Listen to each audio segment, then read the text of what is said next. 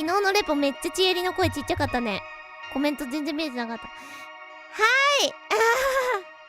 返事返ってきた。やっほー。よいしょよいしょよいしょ。よし、整えた。整いました。でんでけでー。あ、待って、もうちょっとでかくしよう。これでどうだ？オッケー。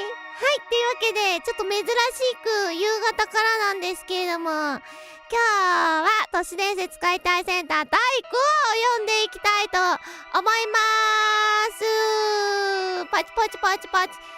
超18時からって珍しくない？めっちゃ。最近ちえり表情死んでたんだけど、表情筋死んでたんだけど、生き返った。めっちゃ生き返った。よかった。なんか、めっちゃ死んでんな表情って思ってたんだよね、配信見ると。いや、よかったそう。配信見たら、なんか表情筋肉どうしたと思ったんだけど。ははははは。はい、このゲームはですね、都市伝説解体センターです。都市伝説大好きなので、都市伝説のお話をたくさんしながらやっていきたいなと思います。って言ってももうだいぶ前半で話し尽くしてもう何わかるチエリーっていう感じはあるんだけど。第5話、罪人の影。なんか不穏な感じする。罪人って。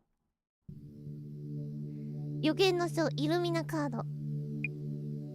これまでの事件現場には全て残されていましたね。なぜか私も持っていた謎のカード。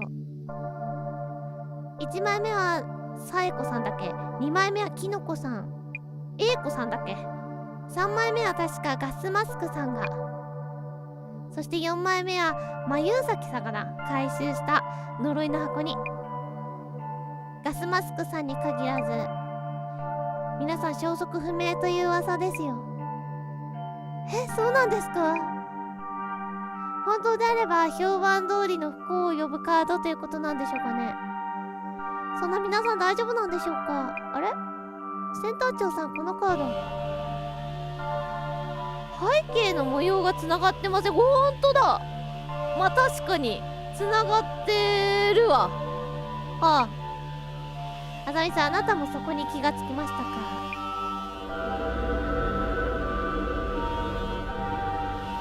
このカードの意味と関係性考えるべき時が来たようです。ちょっと爆音だな。気持ち下げた。もうちょいか。こんぐらいぞ。報告は遅くなりました。何か分かったの？クローゼットで得た情報の意味、まだ整理できてはいないのですが、イルミナカードの一連の案件、これは繋がっている一つの計画かもしれません。ジャスミンさんがなんか警察の偉い人みたいなあれが漂ってましたかね、前回から。では崩壊と審判のカードを持つあの子もそのつながりの一つと考えているのかしら。そう睨んでいます。カンチェリいらっしゃい。夕方からの配信です。崩壊と審判に書かれているモチーフですか？あれ、赤いやつない。天中事件だっけ？現場にあった天使のモニュメント。ガスマスクさんのカードにも同じものが、あ、ほんとだ。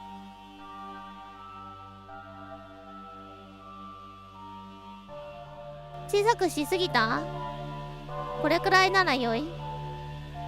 どう？ゲーム音。他にも階段や錠前錠前なんだろうこれ鎖、鍵、覗き込む目あります。闇から覗く目には鎖。はあ、はあはあ、胸像から迫る死には鍵。はあ、はあはあはあはあ、漏れ広がる邪悪にはこのあれね、鍵のやつね。となると崩壊と島に書かれたモチーフで、ほんとだ。残ってるもう一本の鍵と鎖、あ、じゃああと鍵だけなんか。もしそれが揃ってしまったら、その鍵が書かれたイルミナカードはおそらく今回の調査依頼で手に入るでしょう。やっぱり依頼が来てるんですか？ええ。今回の依頼は IT 企業の社長からです。依頼内容は大事なものを盗まれた。可能ならば取り返してほしい。可能ならばってとこがなんか、このカードは一体何なのか、もしかしたら何か真相に近づけるかもしれません。イルミナカードの予言も収束しつつある今、ジマーの動きが心配ね。あなたとパートナーのあの子に何かあったら、そんな気にかけられなくとも意外ですね。ああ、なんて読むんだろう。トイリーなんだろう。警視官。あ、なんか見たな、この人。私、これでも愛情深いの。トミーリか。前に出てきたよね、あの人。今月は国際会議や記念式典などが多く、世界各国からの要人の来日も増える見通しです。警視庁の黒沢警備局長は一部で噂されているテロについても厳重な警戒態勢を続けると証言しました。おお、物騒だな。ジャスミンさん、今回の依頼なんか変じゃないですか？大事なものを盗まれた。可能ならば取り返してほしいんだなんて。前が変だけど今回のはそういうのじゃないのね。なんで警察に届かないのかなってことでしょ。確かにここに依頼するのはなんでなんだろうね。物が盗まれたのが分かっているならちゃんと話を聞いてもらえるわけで、私たちが調査するより確実だし、つまり何かあるのだろうね、そこのとこ。何か人知れず悪いことをしている社長さんなんでしょうか。確かに。じゃあそこら辺の評判やら噂をし合わせてくれないか。福来調査員。わかりました。 SNS 調査に入ります。はい。ユーテックプライオリティの社長、確か黒沢なんとか。ジャスミンさん知ってるんですか？いや、この前たまたま何かで見たのよ。事前調査かなんかあれか、新聞だったかなんかの記事で。黒沢、そうですね、資料にはコーティックプライオリティ CEO 黒沢優也って書いてありますね。で待って、チェリー日焼けしたかもしれん。急にチェリーなんかちょっと日焼けしたかもしれん。いや、顔は焼けないのよ。顔は焼けないんだけど、なんか腕とかやばいやばいやばいやばい。日焼け止めをもう入念に塗らなきゃ。いや、顔は焼けないんだよね。なんか今ふと思った。それかこの部屋の照明が暗いかどっちかだわ。ちょっと照明が暗いはありえる。ちょっとごめん、続きを言わん。その大社長の依頼か。やっぱちょっと警戒するわな。超高層ビルの最上階にいるんでしょうかね。怖いですね。後ろぐらい商売の噂とか悪評がないか見ておきそうはないでしょう。そうですね、調査開始します。お、株式会社コーティックプライオリティの公式アカウントです。ユーティックはセキュアな日本の IT 環境をサポートいたします。ユーテック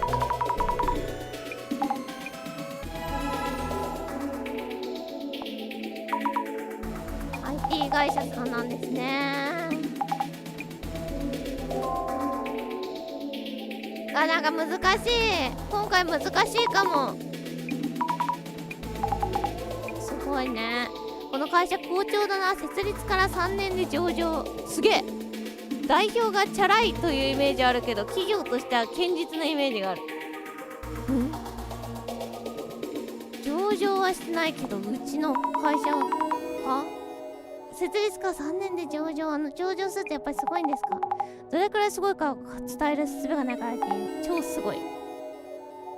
今虎ノ門の高層オフィスビルに本社あるんだっけ。ほなうちとちゃうか。この会社は観光庁や大手企業と仕事してるのが強いね。ほなうちと、いやでもしてるっちゃしてるか。ししてる時もある。法適用とどうなんだ。まあいわゆる国の仕事、まあ、でもほら東京都とやったこともあるし、もしかして看護師の仕事でなんか大して大金もらえるイメージ、楽して大金もらえるイメージあるけど違うだろう。わけね、じゃあきつい。国の情報が結構大変だと担当者ストレスは半端ない。ミスター首確定じゃない？怖っ。そういうところで働いているね。ここの TL タイムライン中になんだこれ、会話知らん。投稿したなんだこれ。 SNS にその言葉を投稿すると稀に死者から返事が来る。知らないんだけど。そうなの？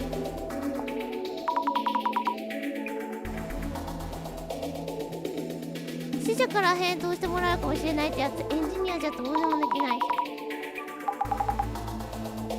なるほどね。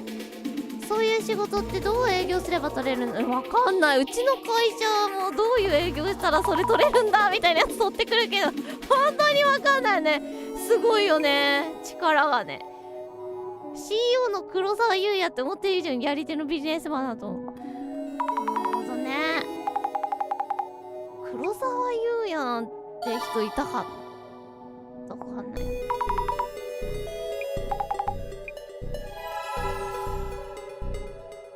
さあ、はい、お、出てきた。株式会社 UTEC プライオリティ CEO 黒沢優也さんが語る破天荒な半生と今後の展望。遠回りしてきたからこそ分かる自分の道。若そう。 IT 社長って大体なんか若いよね。確かに。資産700億。ほなうちとちゃうか資産700億すごい。若い時安定してましたみたいな人が30くらい前から急に真面目になるという。あるある。黒沢優也って確か超ボンボン。起業して成功できてる。やっぱりボンボンなんだ。親が金持ちだと何やっても成功するでしょ。親ガチャ SSR 聞いたやつはいいよな。ソシャゲの説明面倒だからいいや。生まれた家が良かったみたいなこと分かりやす。なんだ、なんて読むんだろう。なんとか世襲状況国民。親子が富裕層だから子も富裕層になったってこと。ああ GR グレートレア。なんだろう。昨日黒沢優歩いてるとこ見た。でっかいサングラスかけて派手な服着てたから一瞬芸能人かと思ったけど、でもすげえ腰低くて好感度高かった。へえ。サングラス。ほなうちとちゃうか。俺もたまたま先週見たけど、その時は完全にオーラゼロだった。地味すぎてこの世の一般人かと思ったもん。声かっこよかと思ったけど選ばれたし。はあ、さすがにオンオフあるだろう。ビジネスマンの顔とプライベートの顔を切り分けないと IT 会社の CEO 務まらない。確かに。しかし元人気配信者グループのリーダーから IT 社長。人気配信者じゃないもんな。これはサクセスストーリー。黒沢さんってすごい人なんだね。アップランドではなかったわ。評価されてる会社さんでしたね。あとはご本人から聞き出す感じか。あとみ頑張れ。聞き出しましょう。あのビルかな。ジャスミンさん本当に超高層ビルじゃないですか。間違いない。社長は最上階にいる。受付のお姉さんにアポを取ったことを言えば大丈夫ですよね。そうそう、あとは無駄に緊張しない。やっぱ挙動不審に見えるとあれだからね。わかりましたいいなあ、なんかテンポ感が気持ちいい。すいません、本日社長様の方にアポの方を取らせていただいております。都市伝説解体センターの方ですね。あ、はい、そうです。お待ちしておりました。こちらへどうぞ。できる秘書だ。ちゃんと話が伝わってるいい会社だ。ほなうちと違うか。社長見えになりました。ああ、どうも。株式会社ユーテックプライオリティ代表の黒沢優也です。そこにいるのが秘書の清本です。清本さん。失礼、彼女は入社して間もないのでまだ名前覚えられていなくて。あ、どうもはじめまして。都市伝説解体センターの福来あざみです。こっちはジャスいやとまりぎさんだっけ。とまりぎっていいんだっけな。よろしくお願いします。早速なんですが、覚えられないようは盗まれたものを取り返してほしいとのことだったんですけど、そのことなんだが、君清本です。君は仕事をしていてくれて構わない。あとはこちらの。かしこまりました。すいません、清本さんは今回のこと知らないのでしょうか。いや、彼女は分かっていない。では改めて、盗まれたものというのは所在言えない。しかし侵入者が現れたことに間違いはない。そこに気がついたのは私だけなんだ。どういうこと？それはどういう意味？実際に侵入者がいたなら警察に届けた方がいいと思いますけど、うちはお客さんからデータ預かったりする仕事をしてますので、なるべく大ごとにしたくない。確かに侵入者いたなんてとんでもないことになっちまうね。一度状況を客観的に見てもらいたい。おとといそれくらい奇妙なことが起こったということです。そちらはそういう捜査がお得意だと聞いてます。奇妙ということであればそうかもしれません。はあ、なんか化け物映ったんか。当時の防犯カメラの映像も精査をさせてますが、そちらもう少し時間かかりそうなんで、まずは私と秘書の話を聞けばその奇妙さわかると思います。では早速ですが、今からすぐに始めてください。お、わかりました。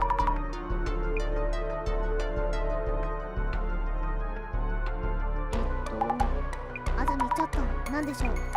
この調査やっぱちょっと気をつけた方がいいかも。詳細は話せない。警察に届けてない。この手の話は危険な匂いがする。もはや黒沢さんが奇妙ですよね。いろいろ気をつけながら調査開始します。はい。何ですか？何を見てるんですか？あざみ、調査員としての面構えが良くなってきたね。本当ですか？へへ。調査についてなんですけど、まずは黒沢の周りで何が起きたのか調べるしかないよね。奇妙なこと、それを客観的に見てほしいのが分からん。確かに。秘書の清本さんは一昨日のこと分かってないらしいですけど。でも話は聞けって言うんでしょ。客観的にね。黒沢さん、私たちに調べさせてどうしたいんでしょうね。私立探偵みたいな私らが調査して秘書さんのあらでも見つけた。まずはその奇妙なことがどんなことなのか把握せん。はい。秘書さん、ちょっと話を伺いたいのですが、秘書の清本さんでしたよね。はい、社長の秘書をしております清本と申します。社長からは嘘偽りなく見たことを証言するように言われています。かわいいな。調査に関わることであれば何でも聞いてください。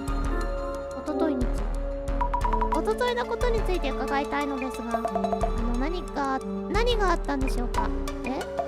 おととい何かあったかと言われても特に何も。社長にも聞かれましたが、私には何が何だか。なるほど。とにかく改めて私に話してもらってもいいですか。口元のほくろがいい。いや、わかる。メガネでね、このきっちりした髪をほどいた時の色気、どんななっちまうんだっていう。わかりました。はい。おとといの話。おとといは社長が取引先に行ってくるとのことで見送った後、しばらくしたらお戻りになったんです。なるほど。それでお戻りになった社長に挨拶をして、その後は本当にいつも通りだったので特に何も。そうですか。わかりました。はあ、終わりってことだ。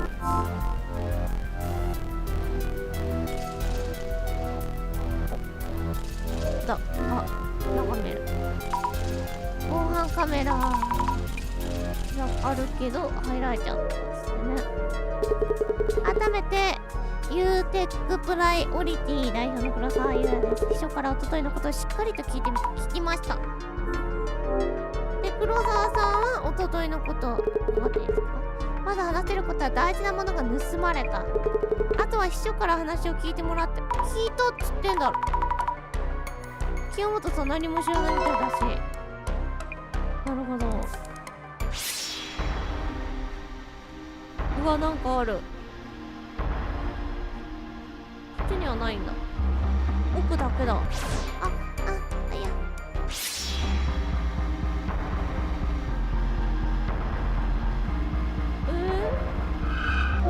黒沢さん？この声黒沢さんかな。でもしかしたら侵入者かもしれないよね。どっちだろう。机の引き出しを触ってるみたいだけど、この影こっちを見てる。机の引き出しの中はさって何かを取り出してる。なんだこれ。何か持ってるけど見てもわからない。机の方チェックしてみるか。こっちはこの影は黒沢さんかな。私のことを見てる気がする。見られてんだけど影に。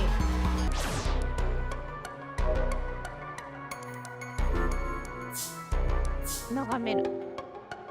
これが社長のデスクか。椅子とかすごい高そう。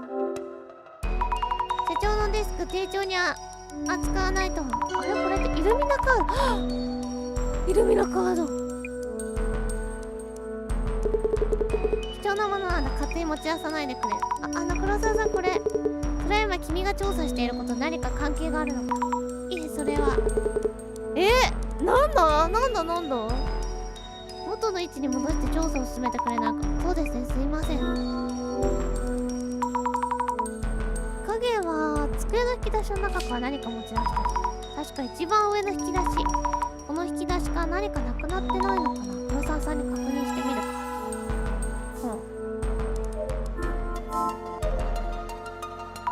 ちょっと話伺ってもいいですか？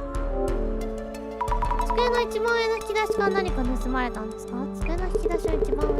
どうして机の引き出しだと？私はまだ何も話していませんよね。そうですよね。なんと言いましょうか。私、年始というのもちょっと変わった能力があって。わかりやすい。調査員をしているもので、なんて言っても信じてもらえないですよね。すいません。信じてもらえるでしょ。だって、わざわざ都市伝説解体センターに依頼してるんだからね。面白いですね。あれ信じていただけます？チェリも都市伝説解体センターというところに依頼をして人が来て年始ができるんですって言われたら信じる。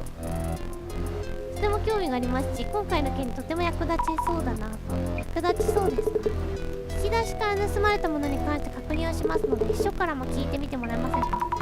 清本さんから？なんかすんごい秘書通されるんだけど。清本さん、一昨日の黒沢さんは社長室から何か持ち出したりしてませんでしたか？赤いカード状の何かを持って出て行かれました。赤いカード状の何か、イルミナカードとかじゃなく、セキュリティカードではないんですか？全然違うものなので見違えません。それが何なのか私は把握しておりませんがだった。社長がとても大事そうにされていたので覚えています。わかりました。黒沢さんにも確認していますね。実際に物がなくなっているなら侵入者が本当にいたことになる。変なこと聞いてしまうんですけど、一昨日の社長さんにおかしな様子なかったですか？おかしなところはなかったと思います。社長さんとは何か話したりしましたか？いいえ、特に何も。私は挨拶いたしましたが、社長は軽い会釈をしていました。普段からそうなので。あと変に聞こえるかもしれないのですが、一つだけ奇妙なことがあったんです。完全にいらっしゃい。先ほど何かを持って出て行かれたとお伝えしましたが、厳密にはその赤い何かを取り出していたと思ったら、突然姿を消した？はにゃってこと？目をそらしてるうちに出て行ったわけではないんですか？社長室の扉を開けたと思ったら次の瞬間にはいなくなったもので。どういうこと？偽物？お化けが成り代わってた。ちょっと話伺っていいですか？黒沢さん、一昨日一番上の引き出しから何かを持ち出したそうですね。心当たりないですか？おととい私は取引先からこの部屋に戻ってきてはいない。ああ、じゃあ黒沢さん偽物がいるんだ。なので私が何かを持ち出したということはありえない。それじゃあ清本さんが言っていたことと、あなたは彼女にどんな印象を抱きましたか？彼女が本当のことを言っていると思いましたか？これが私の言いたかった奇妙なことです。なるほどね。清本さんは黒沢さんが突然消えたとも言ってました。消えた？どういうことですか？例の何かを机から取り出した後、突然姿を消したと言っていて、わざわざ話すくらいだから見てなかったとこではないかと。なるほど。正直に言って親友に値する話とは思えないですね。すいませんが、秘書にはもう一度念入りに確認をしてもらっていいですか？はい。警察に連絡しますか？実際に物が盗まれているのであれば警察の人も話を聞いてくれるはず。どうしますか？警察に連絡を。今回盗まれたものだけど、これについては最重要機密事項だと思ってくれないかな。はい、最重要機密。うちの信用問題に関わる重大なことなので、これからの調査を慎重に進めてもらいたい。分かりました。赤いやつを盗まれたらダメなの。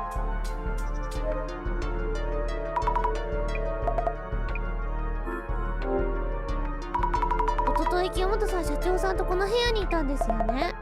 なんかずーっと同じこと聞いちゃうね。1時間程度でしたけど、服装とか髪型とか、それこそ顔とか違和感なかったですか？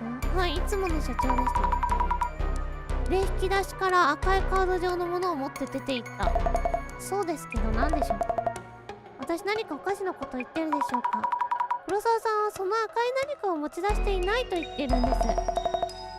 社長の言っていた大事なものというのはそれのことだったのですか？そうらしいです。言っちゃっていいのかな？そうは言っても私が見ている目の前で机から取り出していたので、ち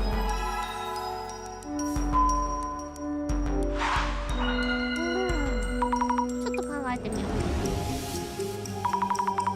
黒沢さんに言われた通り、秘書の清本さんから話を聞いてみた。一昨日は特に変わりないいつも通りの日だったみたい。でも実際には黒沢さんは社長室に来ていないのになくなってるものがあって、これはまた実に奇妙ですね。ただの見間違い、自分の取った行動を忘れてるだけ。物がなくなっている以上、侵入者がいたこと間違いないでしょうね。どうして2人の話がこんなに食い違うんだろう。侵入者は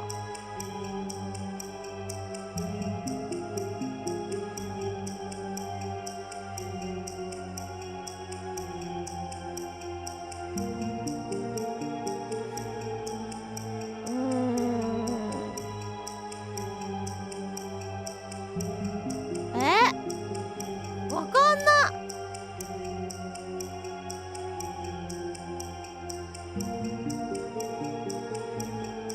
侵入者はむずい。わかんな。隠れてなんだ。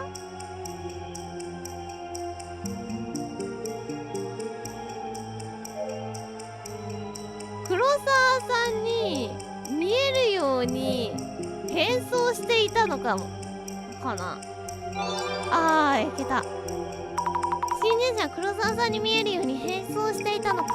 なくなったものについて清本さんの証言は間違っていなかった。黒沢さんに見える人は確かにここにいたんじゃないか。でもだとしたら見間違うくらい似てたってこと。もうちょっと侵入者のこと調べなきゃ。会った人のことをまとめよう。 IT 会社 CEO 黒沢さん、赤いカード上の何かを盗まれていました。何かは教えてくれないと。これ見たい。君の家にビスクドールあるかい？いわゆるフランス人形なんだけど、あるなら問題ない。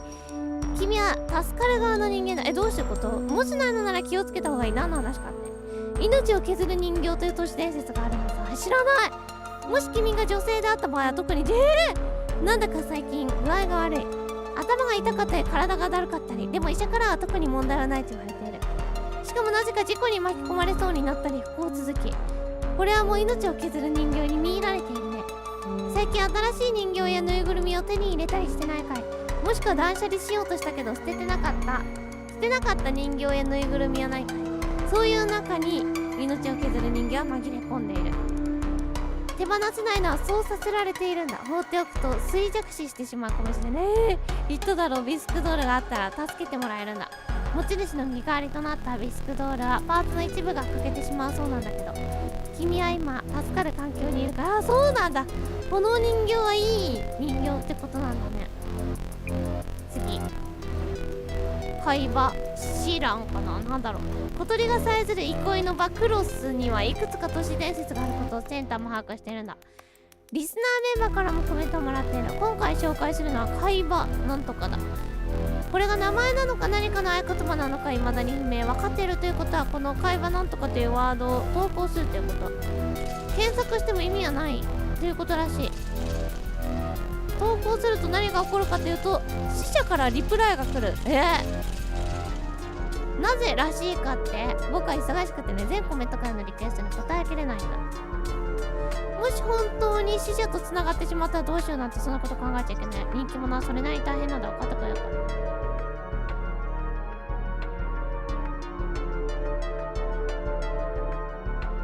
ちょっと難しい、なんか言ってること。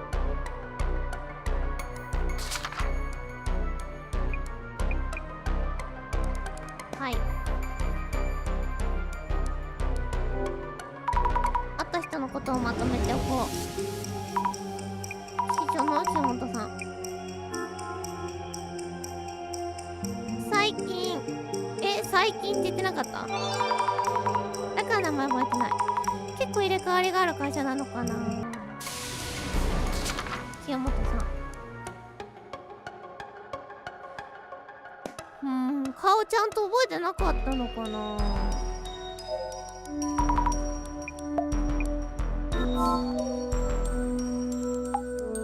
はい、今のところ話を聞かれる限り今のところ問題ない。でも赤いカード的なものがなくなっていたそうなので、でもなんか特に怪異的なことは何も起こってないんですよね。誰かが嘘つい、同じ変装なんだろう。赤いカード上のものね。扉に機械がついてる。もしかしてこれが鍵なのかな。何か盗まれたって言うけどこの部屋に入るの難しそうだよね。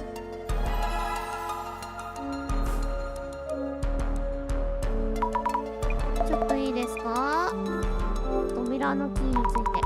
この部屋に入るのに鍵は必要だったりしますか？はい、セキュリティカードが必要です。セキュリティカードって社員さんみんなが持ってるんですか？はい、社員であれば全員持っています。ただ他社の重要情報もありますので、社長の留守中は私もこの部屋に入ることは NG です。はあ、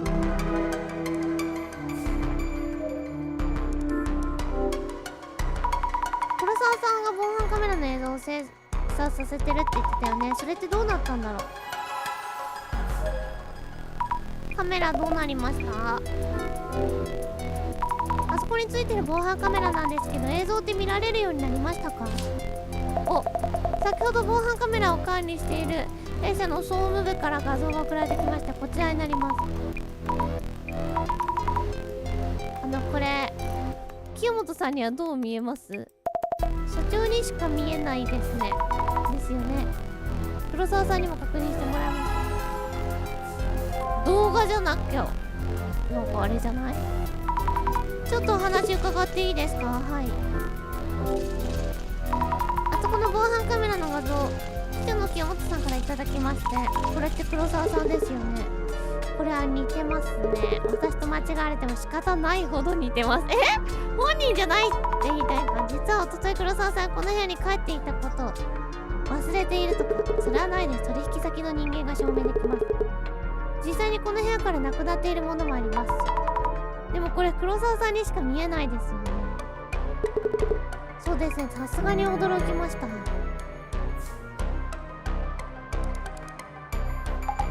お疲れ。堤さん、ひとまず現場の調査終わったと思います。どうや社長。なんかやっぱりちょっと引っかかります。何が盗まれたのか詳しく教えてくれなかった。私の年始にも妙に感心してたりで。なんか企んでるのかなんか隠してる気配がある。ですよね。センター長さんからだ。どうも。ひとまず情報集まったようですね。はい、センター長さん、ちょっと今回気になることがたくさんありましたか？そうなんです。社長室を熱してみた時の影の様子がいつもと違う気がして、こっち見てるって怖いよね。イルミナカードありました。黒沢さん持っていたんです。それに関して後にしましょうか。調査報告が楽しみです。では始めましょうか。はい、シュバババババババ大切なものを探した人に出してほしい。依頼からして我々が相手するには大変奇妙な本案件ですが。なるほど、確かにうちでなければ使えない内容でしたね。最初はただの盗みかと思いましたけど、イルミナカードもありましたし、おかしなことが起こっているようです。この案件を奇妙なままにはしておきません。さあ、特定と参りましょうか。さて、まずは今回起こった出来事を整理してみましょう。黒沢さんは奇妙なことが起こった。それを確認するために秘書の清本さんから話を聞いてくれとのことでしたね。そうです。それで清本さんから一昨日のことを聞かせてもらいました。ではあざみさん、清本さんから聞いた奇妙な話とはどういうものでしたか？いないはずの黒沢さんがいた。同じ部屋にしばらく一緒にいたはずなのに、それを変だとも思わなかったようで。グレイト。侵入者はまるで本人であるかのように社長室に入り、ごく自然に振る舞った。誰もが本人の記憶違いではと疑ってしまうくらい、それは自然とそこにいました。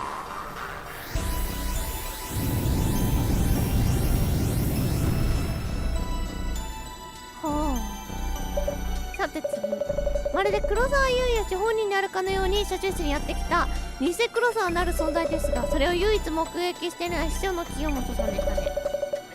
彼女の証言にはこの存在にとって大事な特徴が含まれていました。出ていくまでの間にあった清本さんと偽黒沢さん接触とはどのようなものだったでしょう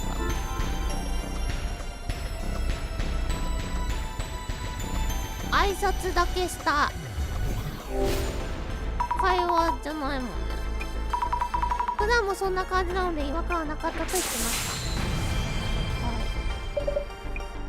た。清本さんは偽黒沢と会話しなかった。そこで一言でも言葉を交わしていたのなら話は変わっていたでしょう。ああ、声違うとこなんかあれこれあんのか。エクセレント。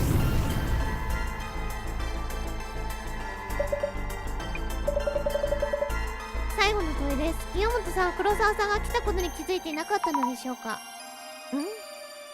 違いますよ。気づいていて挨拶もしたと言ってました。そうですね。さらに言えば2人は1時間程度同じ部屋にいたのに、清本さんは偽黒沢さんを本物の黒沢さんだと信じて疑わなかった。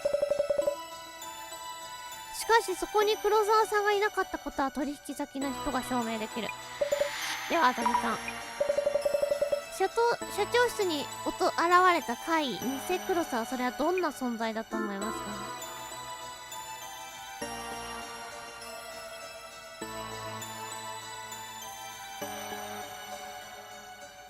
生き量じゃないし、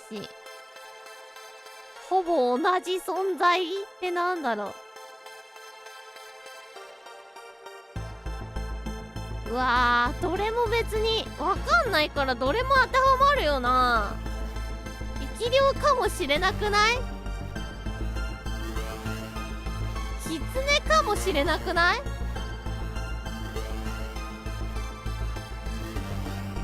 なんかでもこれが一番ふわっとしてそうだから一旦これ選んで。爆破即縁実点もとないか、クローンやコピーみたいな存在なんじゃないでしょうか。はあ、これで合ってんだ。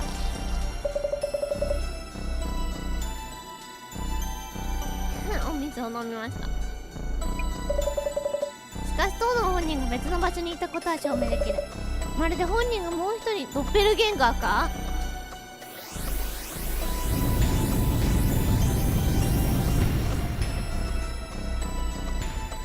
てんてけてんてんてん。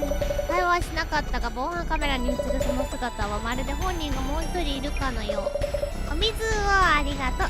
お水ブリリアント新しい、ありがとう。お水を飲んだらコメント欄が盛り上がります。この状況から考えられる都市伝説、それはシューン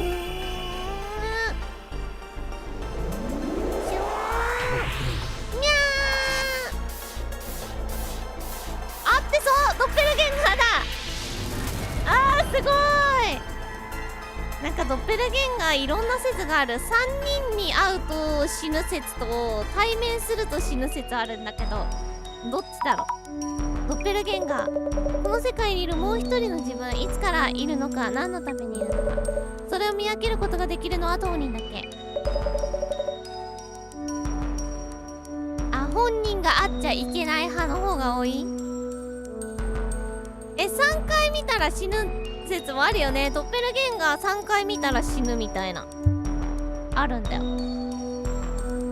本人が出会ってしまった最後死亡する点。死亡する？黒沢さんは盗まれたものを取り戻すまでの間十分気をつけてもらいたいものです。でこれ当人があったらダメ派っぽいな。ドッペルゲンガーってそんな恐ろしい都市伝説なんですか？そう、黒沢さんから追加の依頼をいただきました。これは私の方で処理します。何すんの？しばらく連絡が取れないかもしれませんが心配なく現場の調査は引き続きよろしくお願いします。ちょっとセンター長さんどうしたの？なんか3回見たら死ぬパターンは遠くからとかでもだよ。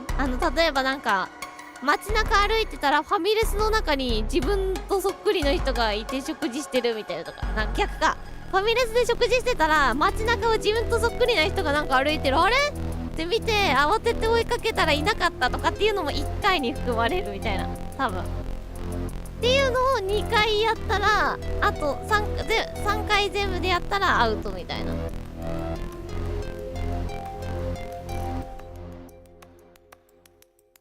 感じじゃないのかな、多分。なんかセンター長さんしばらく連絡取れないって。私たちこれから大丈夫なんでしょうか？何をそんな不安そうにすること。電話通じなくなるだけなんだからあんまり普段と変わらないでしょ。確かに。何してんだろう。新しい人出てきた。家政婦さんかだ。ただいま。お手伝いさんでやっぱ。いえ、先ほど帰ってこられたのでは。また始まった。なんかあれだよね、1対1のパターンの場合、対面したらダメだよって場合のドッペルゲンガーは、なんか日常に溶け込むよね。なんか海外にもあった気がするんだよな。ドッペルゲンガーって名前じゃなくて、なんだっけ、なんかのゲームで見た、なんだっけ、なんかのゲームで見たよね。沼男あれとかをなんかそんな感じじゃなかったっけ？先ほど帰ってこられたのでは。先ほど今帰ったところで見ればわかるだろう。スワンプマン。そう、スワンプマン。会っちゃうの？会っちゃった怖い顔。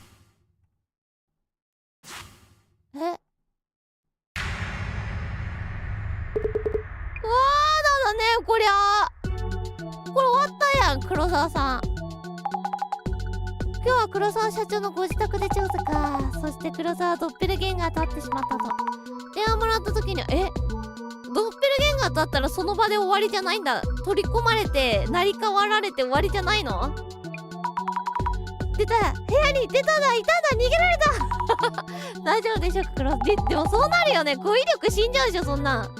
本人、連絡は本人からだった。本人じゃないかもしれなくない？我々が話してる黒沢さん。チェリー信じられなくなってきたんだけど。もう入れ替わってるかもしんないよ。一応ドッペルゲンガーの死亡説を本人の前で改めて言うのはやめておこうか。会っちゃったらよくないみたいなやつね。電話もくれたし、今のところは無事だと思いますけど。センター長の方は仕事片付いたの。あれから特に連絡入ってないです。まさか解体も任せましたよなんてことにならんだろう。そんなの無理です。無理。なんとかなるでしょう。これからドッペルゲンガーについての噂を追うつもりですけど、何か他に気になることってありますか？アダミー調査員としてめきめき育ってるね。ジマーについても調べてもらっていい？最近いろんな事件を起こし騒がれてますもんね。黒沢さんとジマーって関係あるんですか？知らない。黒沢ってジマーたちにめちゃくちゃ嫌われてるの。そうなんだ。好き嫌い程度ならどうだっていう話だけど、ちょっと黒沢アンチの動きが派手になってるみたいでね。アンチいるんだ。コーチックの闇、たった3年で上場を果たすなど、あの年齢では考えられない。おそらく我々の調べでは上級の特権を使った悪事によるものだと思ってる。家がいいから今の地位があること、努力とか言って苦労話しちゃうくらいだから世間を知らねえね。いやでも家が良くても努力がしないと成り立たないことが多いですよ、多分。本当に何もしないやつは何もしないんだから、家が良いと。アンジっぽいですけど、ジマーなんですかね。何かしてるからこうなってんだからね。でも家が良くてお金は別にそれって何してもよくない？それを努力とか言うから世の中が努力。なるほどね。努力。なるほどね。まあゼロから積み上げ、例えば今700億資産持ってるみたいな話あったけど、700億をゼロから積み上げた人と、もともと600億あってそれを700億にした人じゃその違うだろみたいなことを言いたいんだろうな、多分な。とはいえね、別にそんな噛みつかなくてもいいじゃんって感じだけど、価値観が歪んでますか？前にもなかったっけ GR。 結局どういう意味なの？あんな若くして大企業の社長とかおかしいって。人生何周目よ。実は地球外の侵略者だったりしない？これくらいだったらなんか可愛い感じだよね。俺たちが見てる黒沢社長は実はドッペルゲンガーでした的な、それは目立ちすぎでしょ。ドッペルゲンガーって言った。都市伝説としては実際あったとか見たってドッペルゲンガー体験もあるんだよ。へえ、多いんだ。会ったことある人いますか？この中にドッペルゲンガーと会ったことある方はいらっしゃいますか？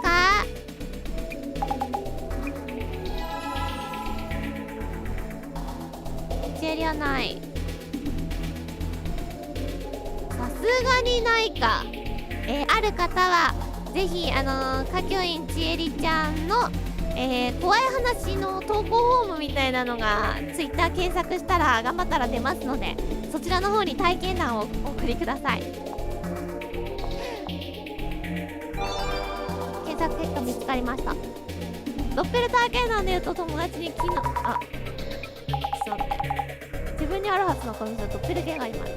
だけど友達、昨日お前女の子と腕組んで歩いてたなって言われた。もしかしてドッペルゲンガーの方が先に彼女できた？うわ最悪最悪なんだけど、知り合いがお前そこで何してたのっての聞かれたことあるんだ。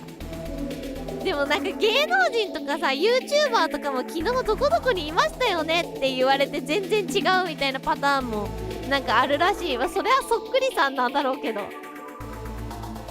どれが本物のドッペルゲンガーのあれでどれがそっくりさんの話なのか分かんないよね。ちえりなんて特に顔を覚えらんない人間だからさ、チラッと見たら誰々さんだとかって思っちゃいそうだな。本当に顔わかんないちえり。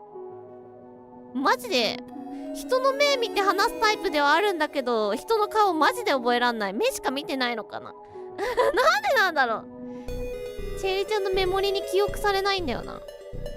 芸能人のドッペル体験談多くね。あれって誰かに見られた時ドッペルゲンガーのせいにしてるだけだと思ってんだけど、まあなるほど。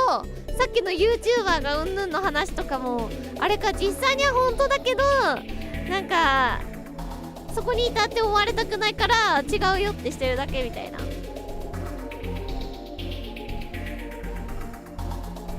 服装が変わると全然気づけない。そうだよね。ねちえりさ、ちょっと話変わんだけどさ、最近さ新衣装とかいっぱい出たりするじゃん。いっぱい出たりっていうか出たばっかだけどさ服とかがさいっぱいあるじゃん、ちえりとかって。3種類一応、まあ細かいパターンも入れたらいっぱいあるけど、みんなわかるかなーって。なんか最近さアニメキャラって結構服固定したりするパターンが多いからさ、なんか配信とかは服って固定したりした方がいいのかな。そんなにいっぱいない方がいいのかなとも思ってるんだけど、どうなんだろう。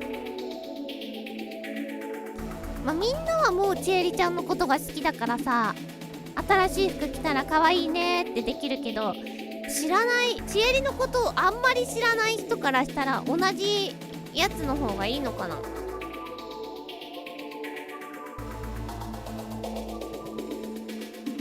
ねって思った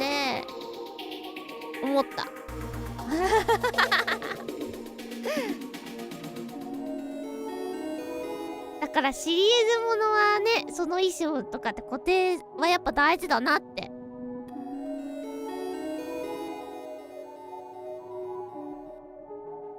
このゲームはこの衣装でやろうとか、なんかやっぱそういう風な固定をしていこうって思った。最近割と気分で変えちゃうんだけど、髪型は変えるけどね。続きものそうしよう。いや、学びを得た。次、ドッペル幻覚説は自分自身の姿を見てしまう幻覚説だと言われている。脳が見せる幻覚以外にも未来の自分説、生き量説な諸説あるのだって。如月勉、あ、出た、如月さん。都市伝説本書いてる人たちね。これはファンが注目するトピック。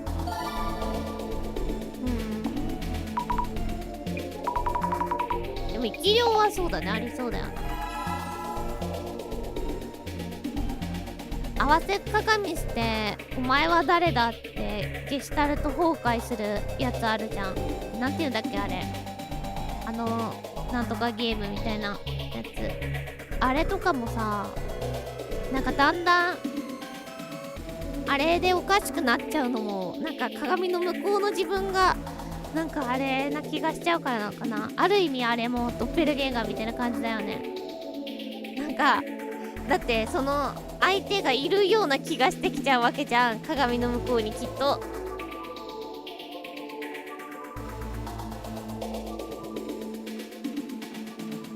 自己認識が歪んじゃうね。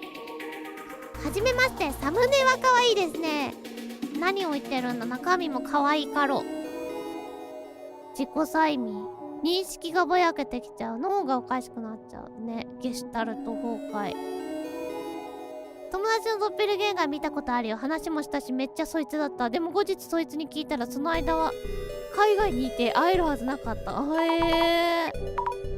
ッペルゲンガーっぽい。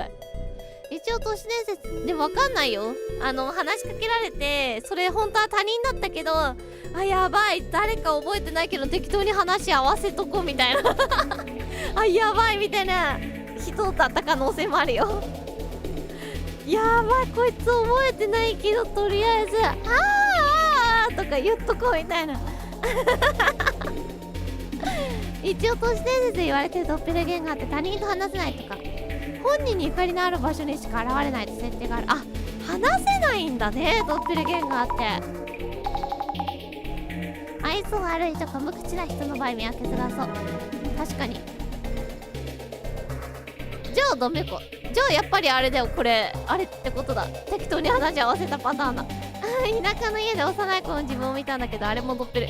幼い頃の自分は新しいね。確かに今現状の自分とは限らないよね。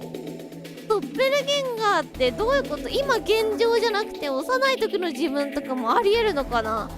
考えたことなかった。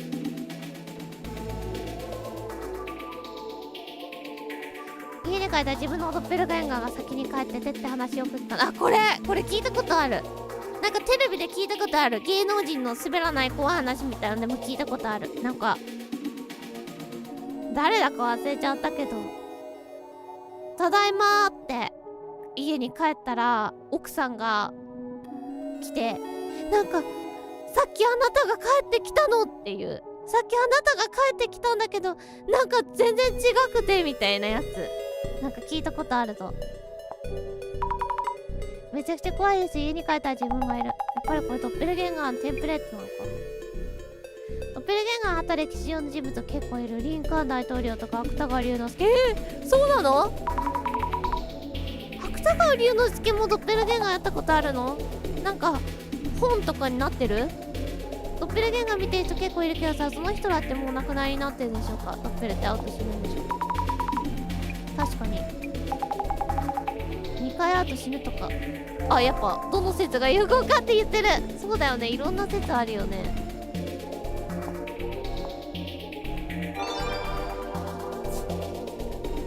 ドッペルゲンガーに会うと死ぬというのはなぜか。見たら死ぬわけではなく、死期の近い人が自分のそ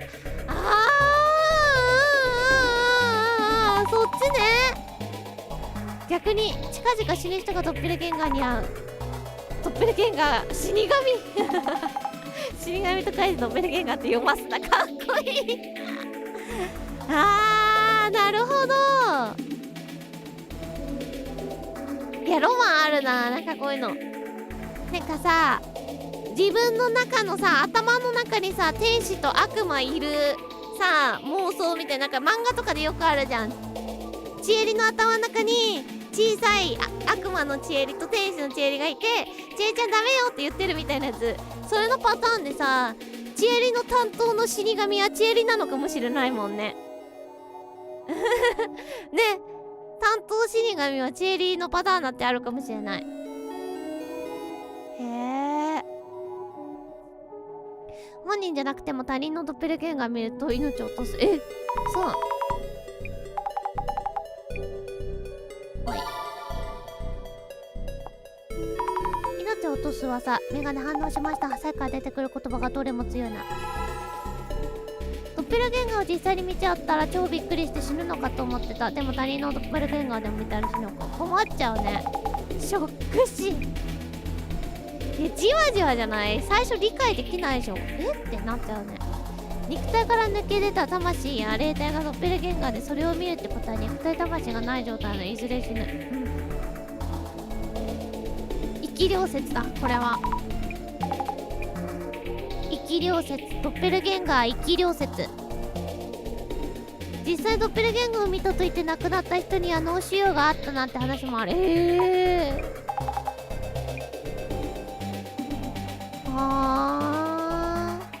脳腫瘍によって脳が自分自身の芸を見せてる。なるほどね。魂が肉体から離れつつあるね。ドッペルゲンガー自身が入れ替わるために本体を殺してるっていう話はねもうなんかそれはもはや後付けになってそうだけどな。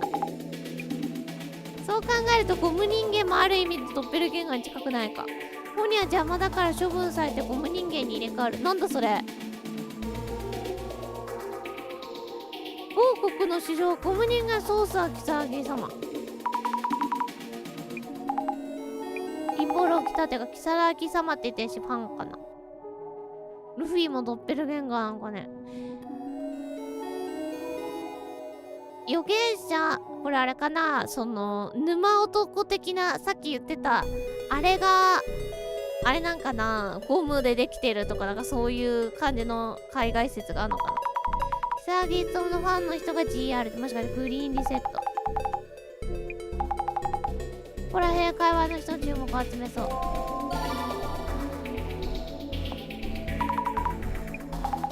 キサラギはただの学者だろ、そういう預言者扱い。この会話がどんな噂話してるのかちょっと追ってもらっていい？ドッペルゲンガーイコールタイムスリップ説による。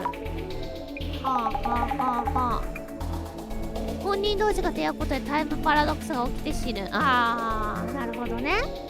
世界シミュレーター仮説ではドッペルゲンガーはバグであり、本人がそれに出会ってしまうとバグで死ぬ。この世界は本当の地球ではないみたいな系かな。本当の地球ではなく、なんか本当の地球はまた別にあってみたいな。パターンかな。ドッペルゲンガーに会うと死ぬって話。どの説にもそれらしい理由があるの興味深いな。変なリアリティあると怖くなってきたね。どれもパターンありそう。おもろ。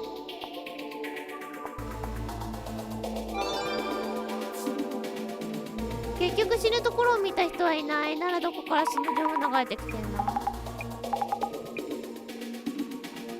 自分もその説をしたい。ドッペルゲンガーというキャッチーな話題を隠れ蓑にしようとしているレプルティアン説。なんだそりゃ。確か人間になりすますエイリアン。いっぱいいるんだな。レプティリアンとかさて同じくらいの年だな。初めて聞いた。知ってる人いる？レプティリアン。なんか結構上の方のあれっぽいな。ちえりは結構都市伝説調べた派だけど知らないこれ。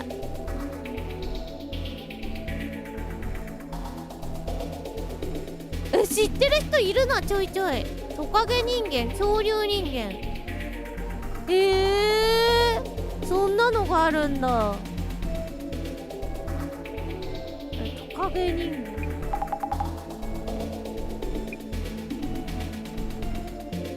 目が爬虫類みたいな感じ。なんかさ、こういう相手、さっきのさやつ目爬虫類っぽくなかった？結構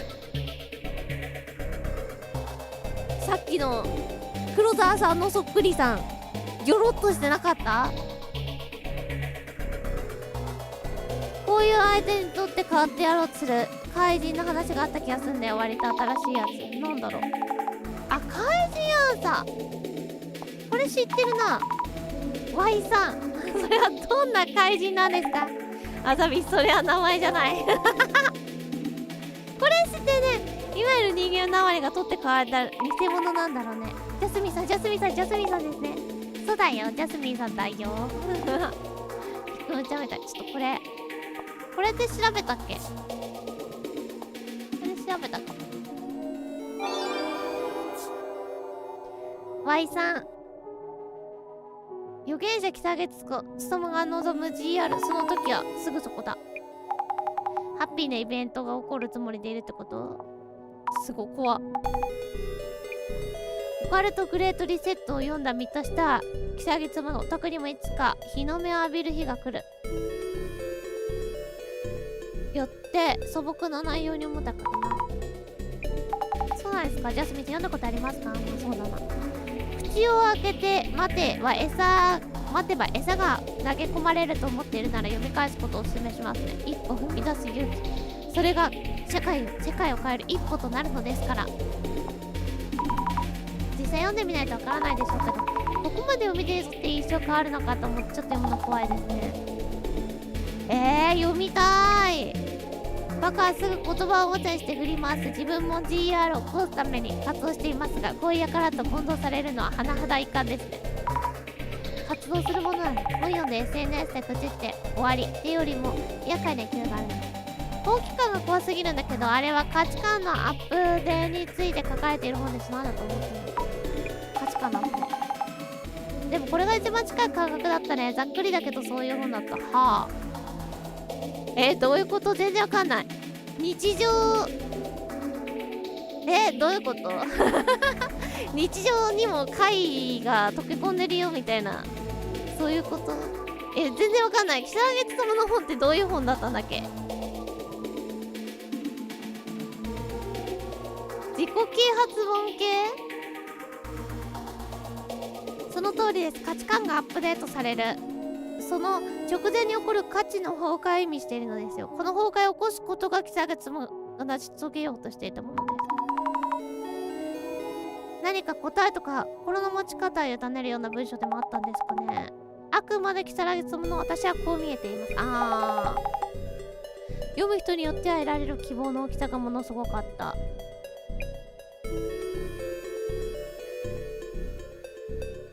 オタクの長所に蓋をして半分事実半分レッテルのイメージを貼り付けた都合のいいバッシングされる経験。なんでオタクの話したことになってんですか？オカルトツアーの藤原さんもそんなこと言ってたよ。如月勉自身が大学で助教をしてるから。傍らオカルト研究家をしてたからオタクとして扱われた。あ、半分事実ってそれも真実でしょ。手軽に家捕まえたい。それだけ着目する人もある。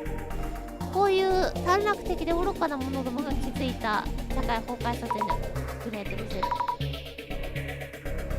GR って言ってる人たちは如月勉さんの代わりに何かを成し遂げようとしている。グリーンなんだっけ、 GR ってなんだっけ。私に自分一人でできないことを如月勉のなんとか意を借りて叫んでるように見える。あ、グレートリセットで合ってた。ジマー調べてると如月さんの名前を聞きますね。それとグレートリセット。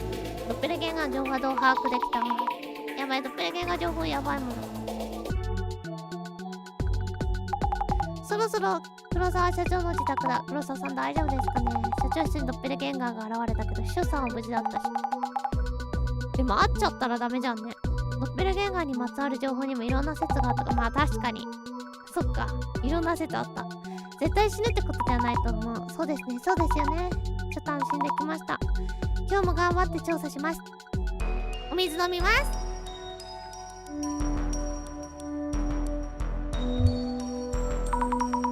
飲みました。お邪魔します。都市伝説界大センターです。お水で盛り上がってくれます。ありがとう。もうさ、ウォーターサーバーの水がなくてどうしようどうしようって数日過ごしてたんだけど、やっと届いた。